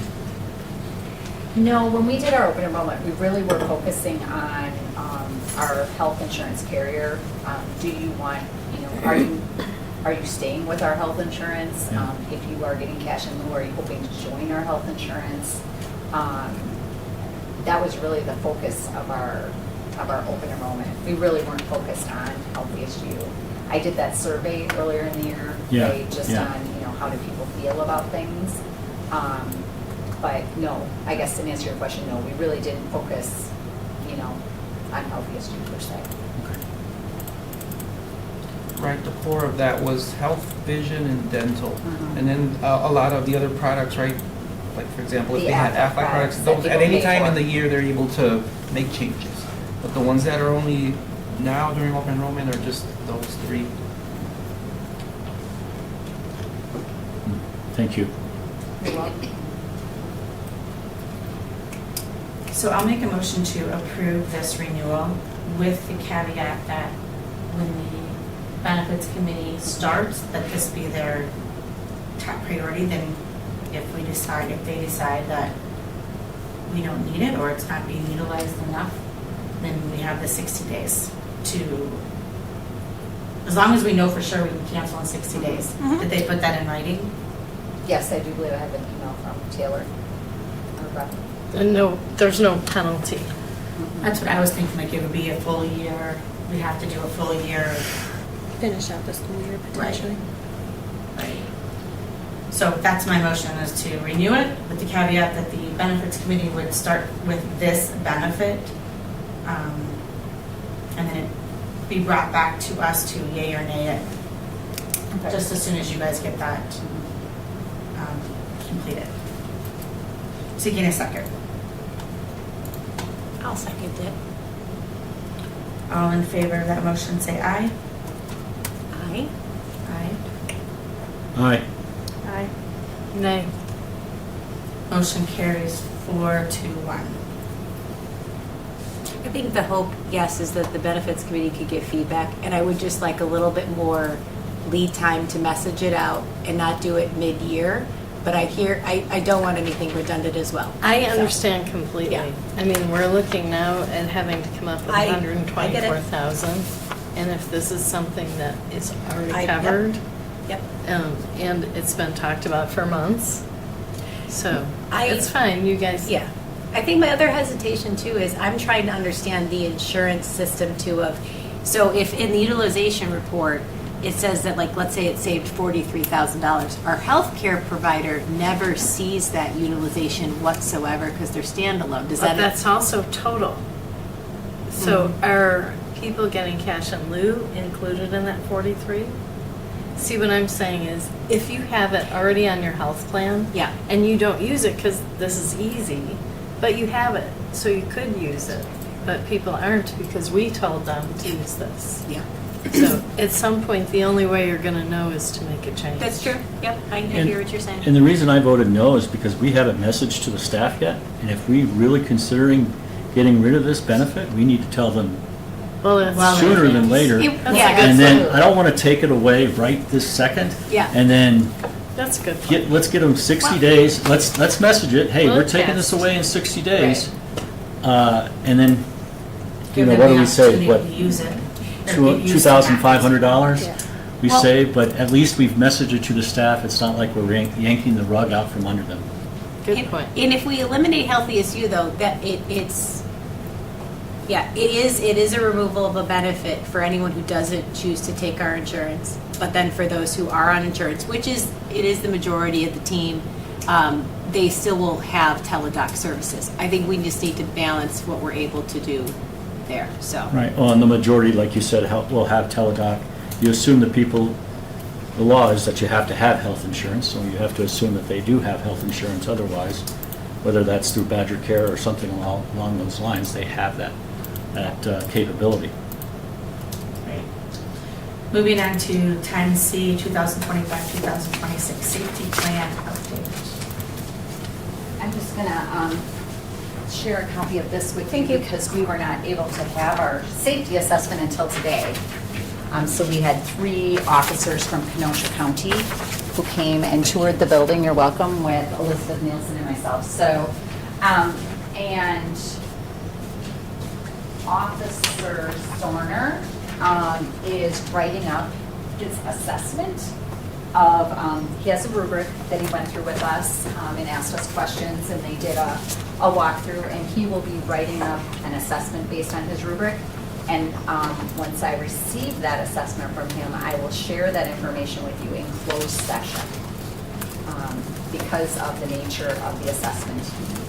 He recommends that it not be shared in open session. So as soon as I get that at our next meeting, I should have it in a couple of weeks. But I just wanted to make sure that you understood that once every 3 years, every school district has to do a safety assessment with law enforcement and then file that with the Department of Justice Office of School Safety. So on that note, for those of you listening, to stay in compliance with Wisconsin Statute 11807, the board must submit the following to the Wisconsin Office for School Safety prior to January 1st of each year. So a copy of our school safety plan, which was given to the board, and thank you to those of you who made suggestions for any additions or changes. The dates that we had the annual school violence event drill.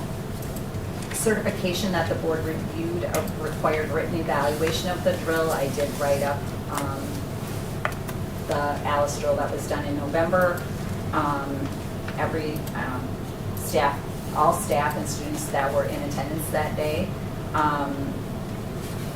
attended the drill, and everything went very smoothly. The date of the most recent school training on school safety, that happened in October. The most recent date the board reviewed and approved the school safety plan, which you are reviewing tonight, so that will be given to them. And then the most recent date, the board consulted with a local law enforcement agency, which we did today, to conduct the on-site assessments. And again, that's a 3-year cycle. So I guess I am recommending that the board approve the school safety plan, which basically is the same school safety plan that was created originally by the district in, I think, 2018, and is approved annually. But we did make some additions, and some references to policies. Do we have to approve each, just safety plan and the safety drill log and the Alice drill information, or is that just for information only? You have to approve the safety plan, and you have to approve the log. We'll do it all. I would do it all. I don't know that you have to approve everything separately, but I have to submit all of those components to the Office of School Safety. For sure, you have to approve the safety plan and the drill log. I'll make a motion to approve Well- 2000. I'd like to, did we get to clarification, Dr. Schmidt, about the tornado drill and the fire drill that was, I guess, canceled? So, in talking with Tom Blair, so on that safety, so just for other information, so per statute and per board policy, we are supposed to do 2 tornado drills a year, and then every month a fire drill, and 2 times a year a school violence drill. Wisconsin state statute does permit that if there's inclement weather, you know, you can forego a fire drill. So it's not uncommon for schools to forego fire drills, say in January, right, or February. In looking at the log from last year, I reached out to Tom because there's only one tornado drill on. He shared with me that a tornado drill was done in September, that's not on the log, and it was done after an evacuation drill. And as far as the other drill, just inclement weather. So my thought was that I will provide an addendum to the Office of School Safety explaining why those two drills are not on the log. Because I can't really do anything about the fact that they weren't conducted. Yeah, I think it's best just to make sure that we're transparent that we didn't do it, whether it's with Clement, which is on the form SDR or whatever it is, 11. And that the tornado is missing. Right. It's simply missing. There's also the thing, and I sent it late as before I got here. The way I interpret the 118.7 is that these are distinct drills. They can't be done at the same time. Different procedures, different policies. Correct, yes. So yeah. combining a safety drill, for example, with a fire drill can't be done. It shouldn't be done in It that. shouldn't be, correct. Right. I agree with you on that. So, and Mr. Blair's, thankfully got back to us so that we know before we submit this, but we need to ensure that that addendum, whatever it is clear that happened that way, and we know that that's wrong, and it won't happen again. Correct. And thank you for all the updates. Yeah, no problem. Can I continue with my motion? Yes, as long as it includes the addendum. I make a motion to approve 2025-2026 safety plan update, approval of the 2024-2025 safety log drill, and Alice training information as provided. Seeking a second. I'd like to modify that motion to include the addendum that will be coming from Dr. Schmidt, as it's part of the log that is not complete. Okay. Seeking a second. Just so you know, before Tom Blair, we didn't even have any of this. Glad that we It have was it now. never done in Bristol. Yeah, I was not a part of the board then, I am now. Seeking a second. I'll second. All in favor of that motion, say aye. Aye. Any nays? Motion carries 5-0. 10D was, I put that on there for an amendment of the DA evaluation form. Normally, that evaluation is done in the month of December. Knowing that December is crazy, we usually have to move the date anyway due to everything else on the school calendar. I'm adjusting, or the recommendation was to move that evaluation to happen every January. And we don't have to do that on every yearly basis. Yeah. So I'll make a motion to approve or amend the DA evaluation form to January versus December. I'll second that. Do we need to, since December's such a terrible month to do these, do we just need to change the policy or the procedure to That's what just she do it in did. January? That's what I'm That's what she doing. just did. Going forward, going forever. So Yeah, January. Danielle has the template of that, then she can just change it so every year from this year Okay, forward. so it's not just for this year, it's for Yeah. every Yeah. year And forward. Just 'cause- when the committee looked at it, we should have said, oh, December's a crazy month between open enrollment and all the other items and holiday cheer. So going forward, the mid-year, on the calendar, it'll say mid-year eval January instead of December. So we'll do it next month. Got it. We should have done that. Getting better. That's what we said. Yep, get that. All in favor of that motion, say aye. Aye. Any nays? Motion carries 5-0. Danielle, did you second it? All right, 10E, part-time student support aid. So I shared a job description for a part-time student services support aide. Basically, we did not, when I came on, we did not continue the Dean of Students position. And we talked about using the year to really determine what does the Bristol School District need? Do we need a dean? And again, the person that was the dean was a wonderful person. We did not continue that position because of the person. It really was trying to take a look at administratively, do we have the staff that can carry out some of those functions in that capacity? And are we making sure that we're supporting our students and our teachers with what they need in terms of behavioral support? And as the year has gone on, it has become increasingly challenging, I believe, for our principals to continue to do the instructional part of their job as they are engaged in supporting teachers and students with behavioral needs.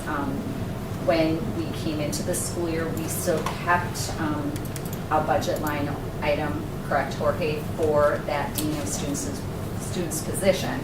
So with the thought that we may need to bring something back. We're still in the process of figuring out what do we really need long-term, but in the interim, what we really need is somebody very part-time to basically be a support in terms of supervising students who are in detention, supervising students who are in school suspension, covering parts of our building where we're noticing we get the most behavioral referrals. This is a huge building.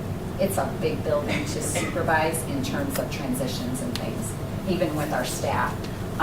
Writing up behavioral referrals, watching video footage. A principal can spend an inordinate amount of time watching video footage, especially if there's a bullying situation, a fight. So again, sort of doing that work, this person would not be contacting parents. They would not be making disciplinary decisions. They simply would be a support on that end and looking at it on a per-time basis, nothing full-time. And looking for somebody who has some experience either as a classroom teacher or a former, a former administrator, but just a very part-time, picking up some of that legwork is really the intent. How part-time? I mean, 10 hours a week, 20? 10 to, it could vary. We talked about even if we had somebody come in from 10 to 1 and just kind of helped cover that lunchtime, whether that was every day, 4 days a week. I think at this point, if you said you hire somebody for 2 days a week, they'd kiss your feet. So, again, realistically, probably anywhere from 10 to 15 or 20 hours a week. I realize 10 to 20 is a pretty big range, so I would say 15. That would be based upon like if there's something happening, like some weeks there may be more occurrences versus other weeks. Exactly. I mean, and even just, yes, I think it's fair to say that every day, and I also don't want to give the impression that there's huge behavioral issues in Bristol, because there's not. Again, we've got great staff, but I also think we've got 858 kids in this building with a variety of needs. And again, sometimes as an administrator, you can have things that come up that can completely derail whatever you had planned, right? Teacher evaluations, we have a lot of teacher evaluations to do. We have instructional goals and just things we want to lead our staff in. And if you are, trying to find out and interview kids and things on situations, again, just having an extra person to help with transitions of kids coming in the building. That's an area that we've noticed a lot of our behavioral referrals are coming from, just lining up to get into the building, right? Just an extra set of eyes. So trying to be proactive in that sense. So again, not looking to replace a dean, because again, our climate committee is really talking about what do we need, what do our students and our teachers and our staff need, and we want to, moving forward, we want to be more proactive in our approach versus reactive, right? Like, we had this behavior and now we're going to send it to this person and they're going to come up with a consequence, but we probably never got to the root of the problem. Again, we're not there yet. This is really just kind of a stopgap to sort of help out our administrators and our teachers. Okay, thank you. This was in the budget, right? And we held off I remember holding off for, Yes, and again, please know, I am very cognizant of the fact that we're having some, right? I totally appreciate Joanne's position, and I appreciate, it's not like Jorge and I ever coming and saying, oh, we found a money tree, right? Like, so please know that if I didn't really feel we needed this, I wouldn't be asking for it, especially right now. All right, I'll make a motion to approve the part-time student support aide. I'll second. All in favor of that motion, say aye. Aye. Aye. Aye. Any nays? Motion carries 5-0. The January school board, January school board workshop meeting kind of goes in correlation with the January regular school board meeting dates. I thought we could add another workshop in the month of January, February, if you guys are okay with that, to continue on with board governance and board goals that we would like to accomplish for the next year or so. And then I'd also like to talk about changing the January regular school board meeting date, because that is when I will be in Hawaii. So Jean did give us some dates that the school calendar is available. Can we start with the regular meeting? Sure. Because Yes. my only thought, and I love the idea of a governance and a continuing the conversation, we might also want to, the idea of the strategic plan, that kind of all kind of comes together into that. You're going to the WASB conference, there's usually a lot of fresh ideas and cool things that happen there. If we don't find a date in January, and again, as president, you can decide. Early February might be a nice time to do the workshop, because you might be exposed to something you are excited about at WASB, and so would Dr. Schmidt. Like, if you're going to the conference, maybe do it right after. But that's just throwing that out there as a timing, because I'm a calendar person. So, Start out with the changing of the January regular school board meeting. Currently, it is scheduled for 21st. 21st, so I was just looking at my calendar. Are you also going to the? I am going to go, yeah.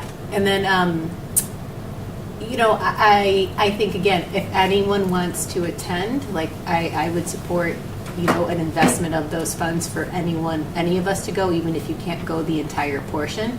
That, or we take detailed notes. And if we did a workshop right after WASB, like, we could bring the printouts and the handouts and discuss, some of the breakout sessions. So whatever everyone's schedule or interests do. But yes. Okay, but we're first moving the regular meeting to what date? I'm questioning if January 14th would work at 4:30. That is a date that Jean said is available with the school calendar. I'm open. I'm open. Yeah, it doesn't work for me currently. I might be able to move things, but. What'd you say, it doesn't work at all?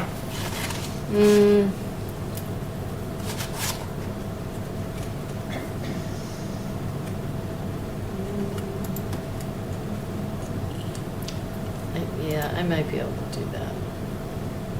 Nicole, would that work for you? Yeah, that's fine. Or another option would be January 7th. No, that definitely doesn't work for me. Yeah, I'd rather do the 14th. The 14th.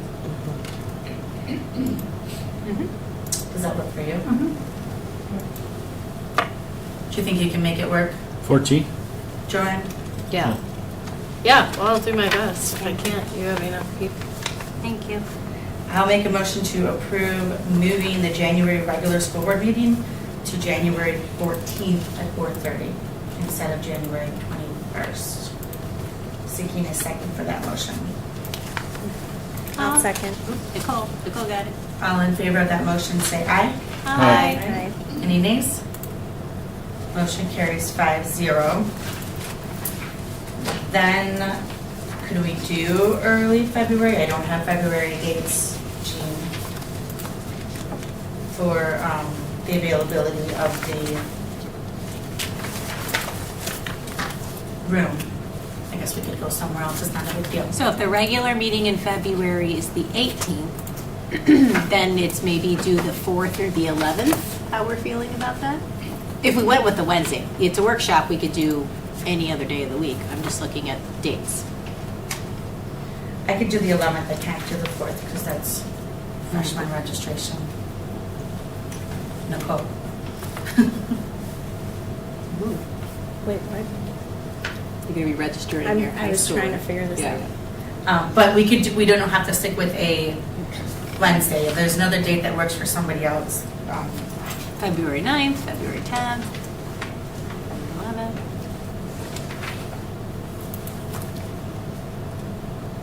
I can do the 11th or the 12th. I can't do the 12th. Oh, you have the calendar? Yeah, parent-teacher conferences. Oh. Yeah, I was just gonna say, there's conferences on the day. Can everyone do the 11th? Is the room available? I probably won't come back 2 weeks in a row. And I'm sure Would you nobody rather wants have to it do be- 2 meetings in a week. Would you rather have it? Monday, the this- 16th, the President's Day? We're traveling because it's the long weekend. Yeah. School's closed, the 13th and the 16th. And the 17th. You said you can't do February 4th. What about, are you in town that week? What about the 2nd or the 3rd? No, well, usually I come in for the board meeting, Mm-hmm. so I don't want to, I'm not going to come.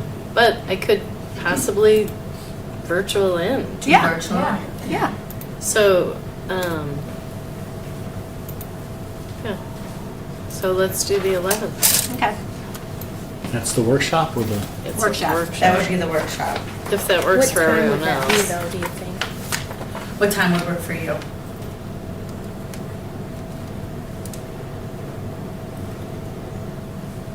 I mean, could we be done by 5:30? Depending upon what time we started. Victor's got a pesky day job. yeah.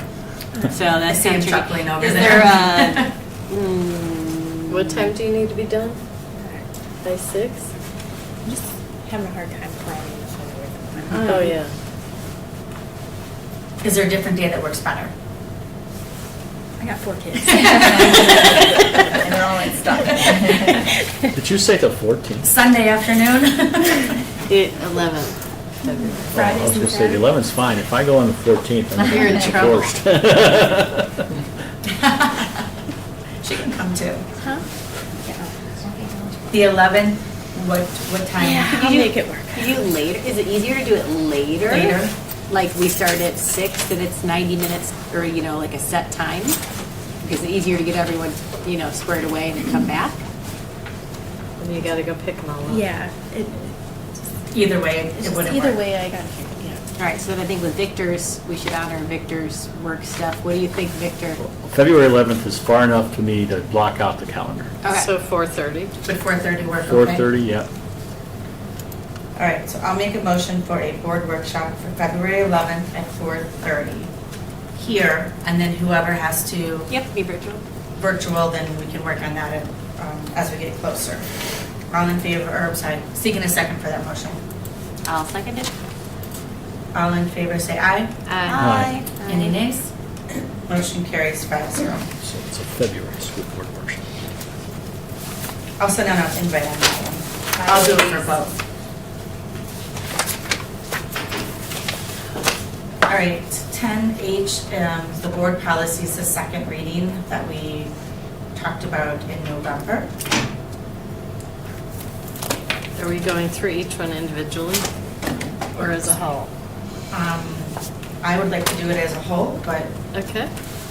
Are you There okay was with a that? few, though, that required a couple things Dr. Schmidt was checking, like there's a couple nuances to each one. I do think we have to, do one individually. I think so. Going back to, I just, thought we did. yeah, I guess the ones we were talking about possibly with changes or looking into, I don't know if that was actually fully done. I thought we did the one on social media last time. We only did, it had to be a first read. Right. Yeah, Right. But I'm I mean, the comfortable with- changes were I Right. thought we did Yeah. We this. were good with it, Yeah. but we just give it that time to marinate. Right, Right. right. So what other ones have to be separated? So the other one, just to feed into that is, I don't think we've had a chance to talk about the Library Media Center, and those recommendations didn't get back to Policy Committee, correct? No, but here's my question, I guess, because there are some we didn't finish talking about and some that we're not sure about full changes, but there were some we were all kind of in agreement at the last first reading. So is there a chance we can at least approve those and then come Yeah, back let's to the get through others? those. Can we just, so let's just do individually, if that would be Well, better? let me back up to say to Joanne's point, I'm comfortable with all of them as presented based on what we discussed last time, because we discussed the social media changes, we were good with those. I'm comfortable with how they're presented with the vetted language. Is any, like, maybe we should pull out any ones where they Well, that's what I'm require- saying. Yeah. I think there are some that we still, like definitions was still needed to be talked about. Do you think definitions was part of? Victor had some changes and updates he wanted on that before we can actually approve it. I can't remember. Oh, well, it's here, like here in definitions under social media, like, are we good with accepting, like, we added TikTok, we crossed off Twitter? Yeah, that was the same that we did the last time that we read Yeah. through the Right, first but you reading. wanted to, there were other definitions I thought you wanted to get at on that one before we approved it. I thought they were all in there when we went in through the first reading. Let's go with Because each one. the social media is Okay. kind of a special one, because Yeah. we took that feedback first, Yeah. and then All right, let's read just it do and each said, one. yeah, we'd like the. All right, let's just power through each one. Okay. I'll wait for Joel. You want to do you want to do it to me?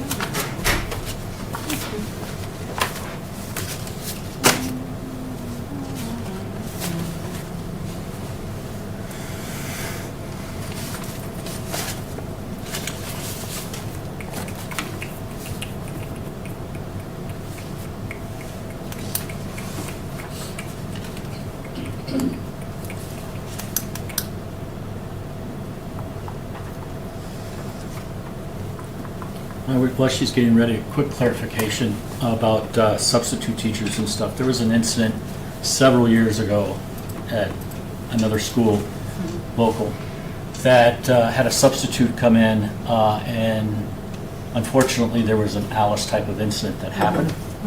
And that substitute had no idea what Alice meant.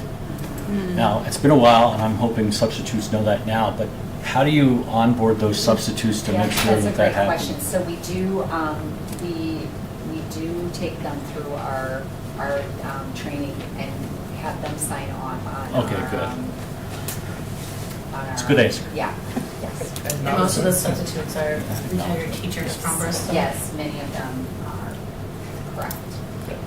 But it's a great question, Victor. Okay, policies 0131.1, bylaws and policies. I'll make a motion to approve as the second reading of that policy, seeking a second.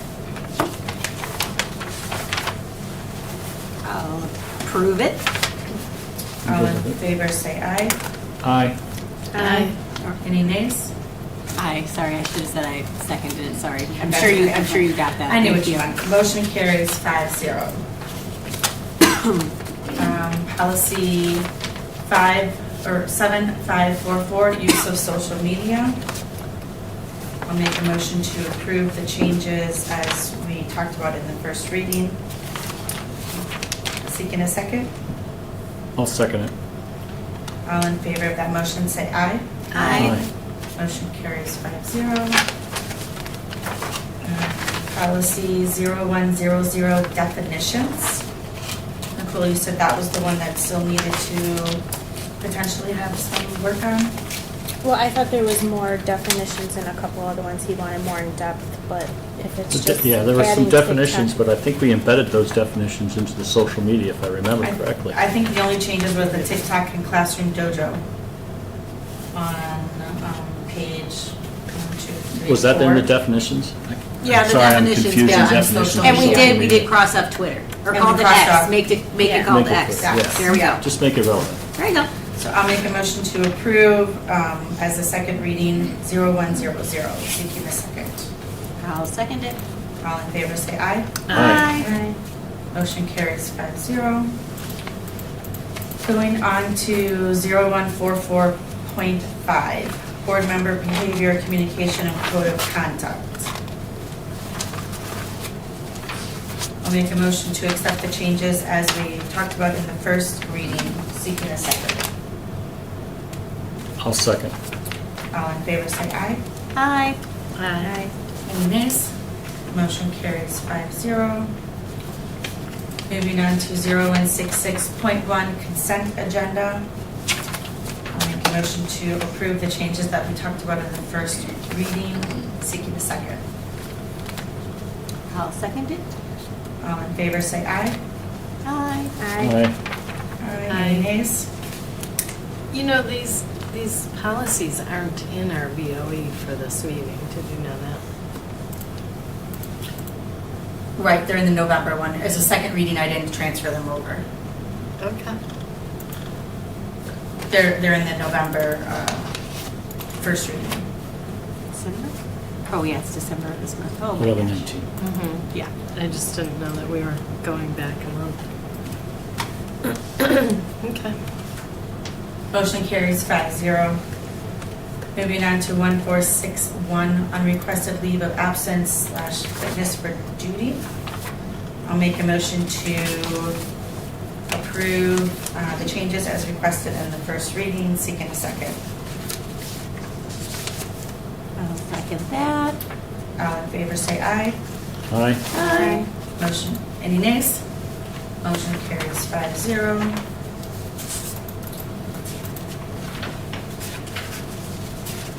Now my policies went out of order. Going to policy 2522, library media center. That is the one, Oh, this is the, like, so I know there was talk about referencing the AG and looking at the proposed language to collaborate in this. So did we want to table this to have a full written out one, or do we want to approve it as is? I'll make a motion to approve as we talked about in the first meeting, the first reading. Seeking a second. I'll second it. All in favor of that motion, say aye. Aye. Aye. Nay. This is one that I gave feedback on and haven't seen any replies back to that feedback other than a conversation with Dr. Schmidt. We can't reply to your email for feedback on it.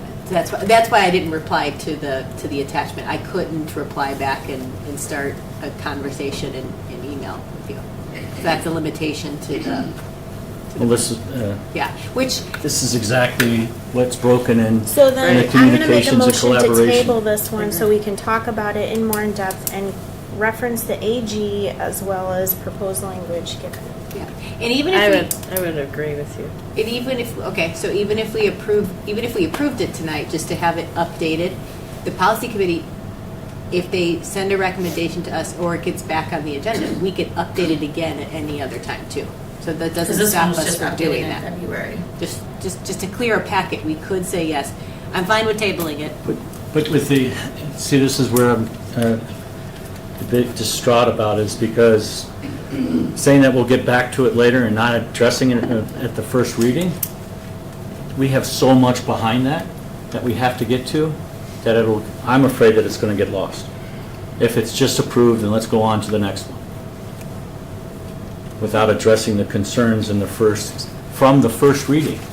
This is the second reading. Those concerns should be addressed from the first meeting before it's The only approved. concern that was brought up was, what is this meaning, age appropriate and developmental appropriate? I sent follow-on questions and communication about more than just that.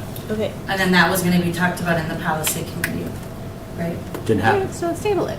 this one was not put on the It was not on your agenda for the agenda. policy committee. Can you put it on your agenda for the next one? So we have a motion and a second. Let's finish that voting and then we decide to go from there.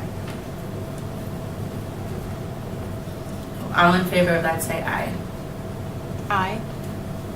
Nay. Nay. Nay. Okay. So that motion is quashed. That will be 2 to 3. And then what was, Nicole, your motion was to table this and go to the policy committee? Either the policy committee or we as a board just look at the proposed language that he would like and reference the AG. Well, we created a policy committee for a reason. Okay, then we'll bring it to the policy Well, committee. not everyone has to go through there, though. The board can look at things, because there's only so much they can do in 90 minutes. For sure. I'm either way, so if you guys want it to go to the committee, it can go to the committee. We want to work on this one as a board, we can work on this one as a board. Either way, it doesn't matter. Somebody make a motion. Well, how much do you think it would take for the, I mean, didn't we already agree after the first reading about the changes? Or we did not? We didn't agree about the changes. I have that we wanted to maybe reference the AG and look at proposed language, and I don't think that's been done since the first reading. Let's just put it on the agenda for next month. It has to be notified as a, either, it's kind of a couple different things. If you drafted a new policy, if we're going to look at it as a new policy, we would then have to notify it as potential new policy, put the new policy, and then link it to the public. Well, that's why we have to look at the proposed language. So is there a Right. lot of different change? Is there not so much? Can we pool it in together and combine it? You gotta look at it. Yeah, when we can put it on the January agenda item, I would just ask that, like, we just make sure that, are we calling it, are we taking 25-22, and we're just gonna work the one that we have, and then do we just post both policy options? That's fine, we can discuss it as a board, let's discuss it as a board. Well, I say it gets looked at either by all of us or the committee to help bring in the proposed Okay. language before we put it back for the second reading, or if you want to say read first reading, either way, just Okay. get it done. So as a matter of process, if there's questions on a policy after the first reading, why would it show up on the second, the next board meeting as for a second reading if that hasn't been addressed yet?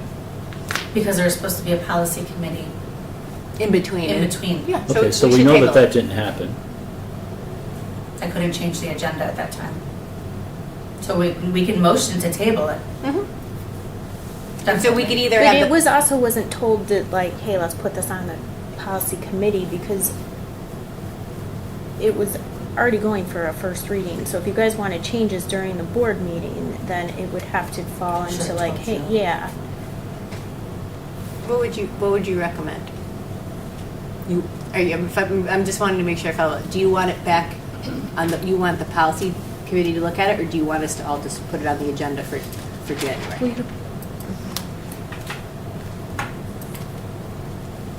Either one.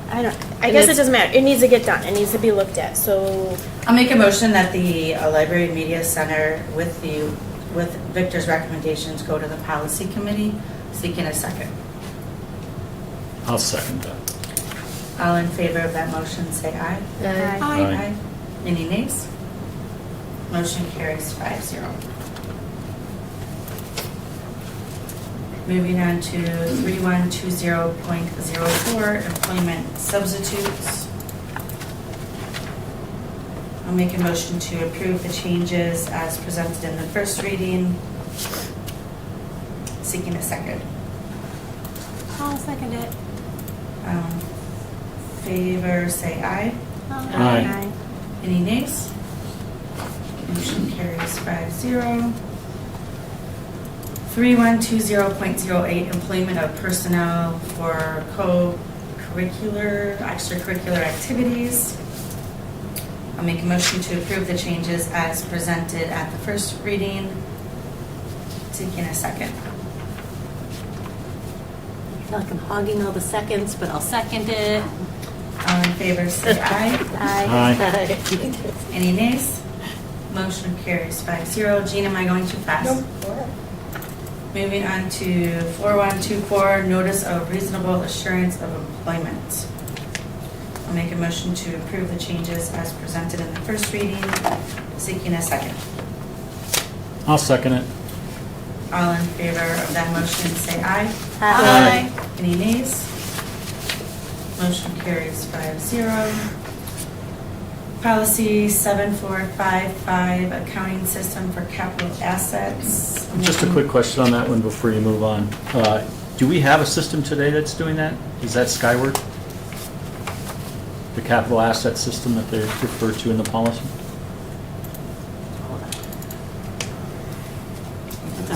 That I'm aware of, Skyward does not track capital assets. Like don't as far you as track- asset detail. But you do I have have a it, yeah. I have it, but it comes from our auditors, right? And so they'll supply me with book asset detail, which will list item by item, the valuation currently, depreciation costs. But it's not a direct pull from Skyward, but we do have it. Okay, so it's loosely accounting system. I just interpret that as a A program. program. Program, Yeah. yes. But you have it captured other way. Okay, I was just wondering if that, as I was reading that, which is fine, it doesn't have to be a program. I'm good with it. Second? All in favor of that motion, say aye. Aye. Any nays? Motion carries 5-0. 7460, conversation of natural and material resources. I'll make a motion to approve the changes as presented in the first reading, seeking a second. Second it. All in favor of that motion, say aye. Aye. Aye. Any nays? Motion carries 5-0. Policy 8540, vending machine. I'll make a motion to approve the changes. We don't currently have one, right, except in the teacher's lounge? only the Right. teachers. Only So, the so teachers. as an That's what she example said, of like yeah. something fun, we talk about vending machines every 6 months. So for whatever reason, vending machines are like a hot topic. But so, yeah, anyway, Out of sorry. all the things, right? I know, I don't know why. I was going to say, because last time I remember you saying we only have one, and, It's in the teacher's lounge. It's yeah. in the teacher's. okay. I'll make a motion to approve the changes as presented in the first reading, seeking a second. I'll second it. All in favor of that motion, say aye. Aye. Any nays? Motion carries 5-0. Jean, you could just write D. The longest name is second.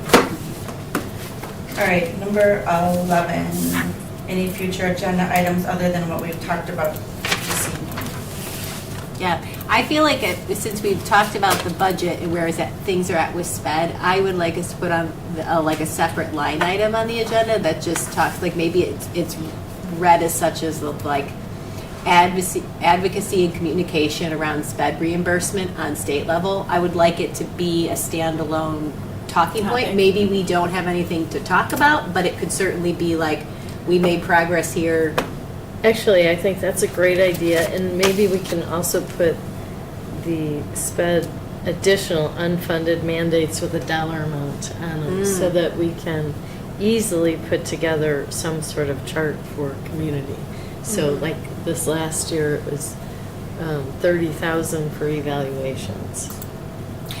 So- Yeah, so I'm picturing it, maybe you just have a line item that says SPED funding, and underneath, we would put Those- unfunded mandates, or you could even say unfunded mandates / Bristol district responsibilities, because we Sure. are required for those things. And the underneath part could then say, continued communication and advocacy around SPED reimbursement. And that way we can continually talk about this. Is that where you envision putting, reviewing that communication? That's where that would go if we don't, but like, if we make progress with the scheduled meeting and we just want to continue to like communicate that out, let's make it a standalone item. It should be, the goal of an agenda is when a resident looks at it, is they would clearly know like what we're discussing, and I think that puts it really like black and white of like, this is an ongoing topic for us. Yeah. Agreed. Yeah. I'm trying to think if there's anything else for January other than the usual. Other than what we know about already. In Like close, we have in closed session, we're doing DA eval, Mhm. and then we do need to approve closed session minutes, just because it's a clerical item. We need to do that in January. All right. And, oh no, wait, we meet before the WASB conference. Now we do. So never mind. So February and update. Disregard. All right, moving on to number 12. Can I get a motion to move into closed session? I'll make a motion to go into closed session. Seeking a second. Go ahead, Danielle. I'll second it. Roll call vote, Tina, aye. Joanne? Aye. Nicole? Aye. Danielle? Aye. Victor? All right. Motion carries 5-0. The board will convene in a closed session to discuss and take possible action, if appropriate, under Wisconsin statute 19.851C, to consider employment, promotion, compensation, or performance evaluation data of any employee which the governmental body has jurisdiction or exercises responsibility. Specifically to discuss administrative employment and performance and staff evaluation of employment. We can just take a few minutes.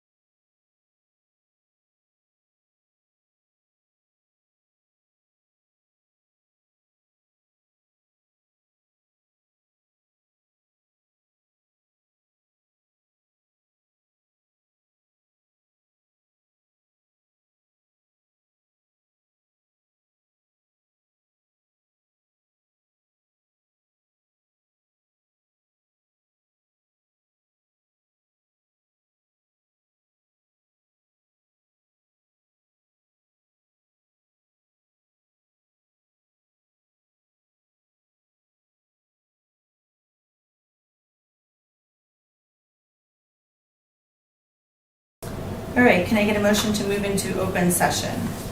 I'll make a motion to move into open session. I'll second it. All in favor of that motion, say aye. Aye. Any nays? Motion carries 5-0. Time is now 8:20. I'd like to make a motion to adjourn tonight's meeting. Can I get a second? A second. All in favor, say aye. Aye. Any nays? Motion carries 5-0. Thank you, everybody. Only because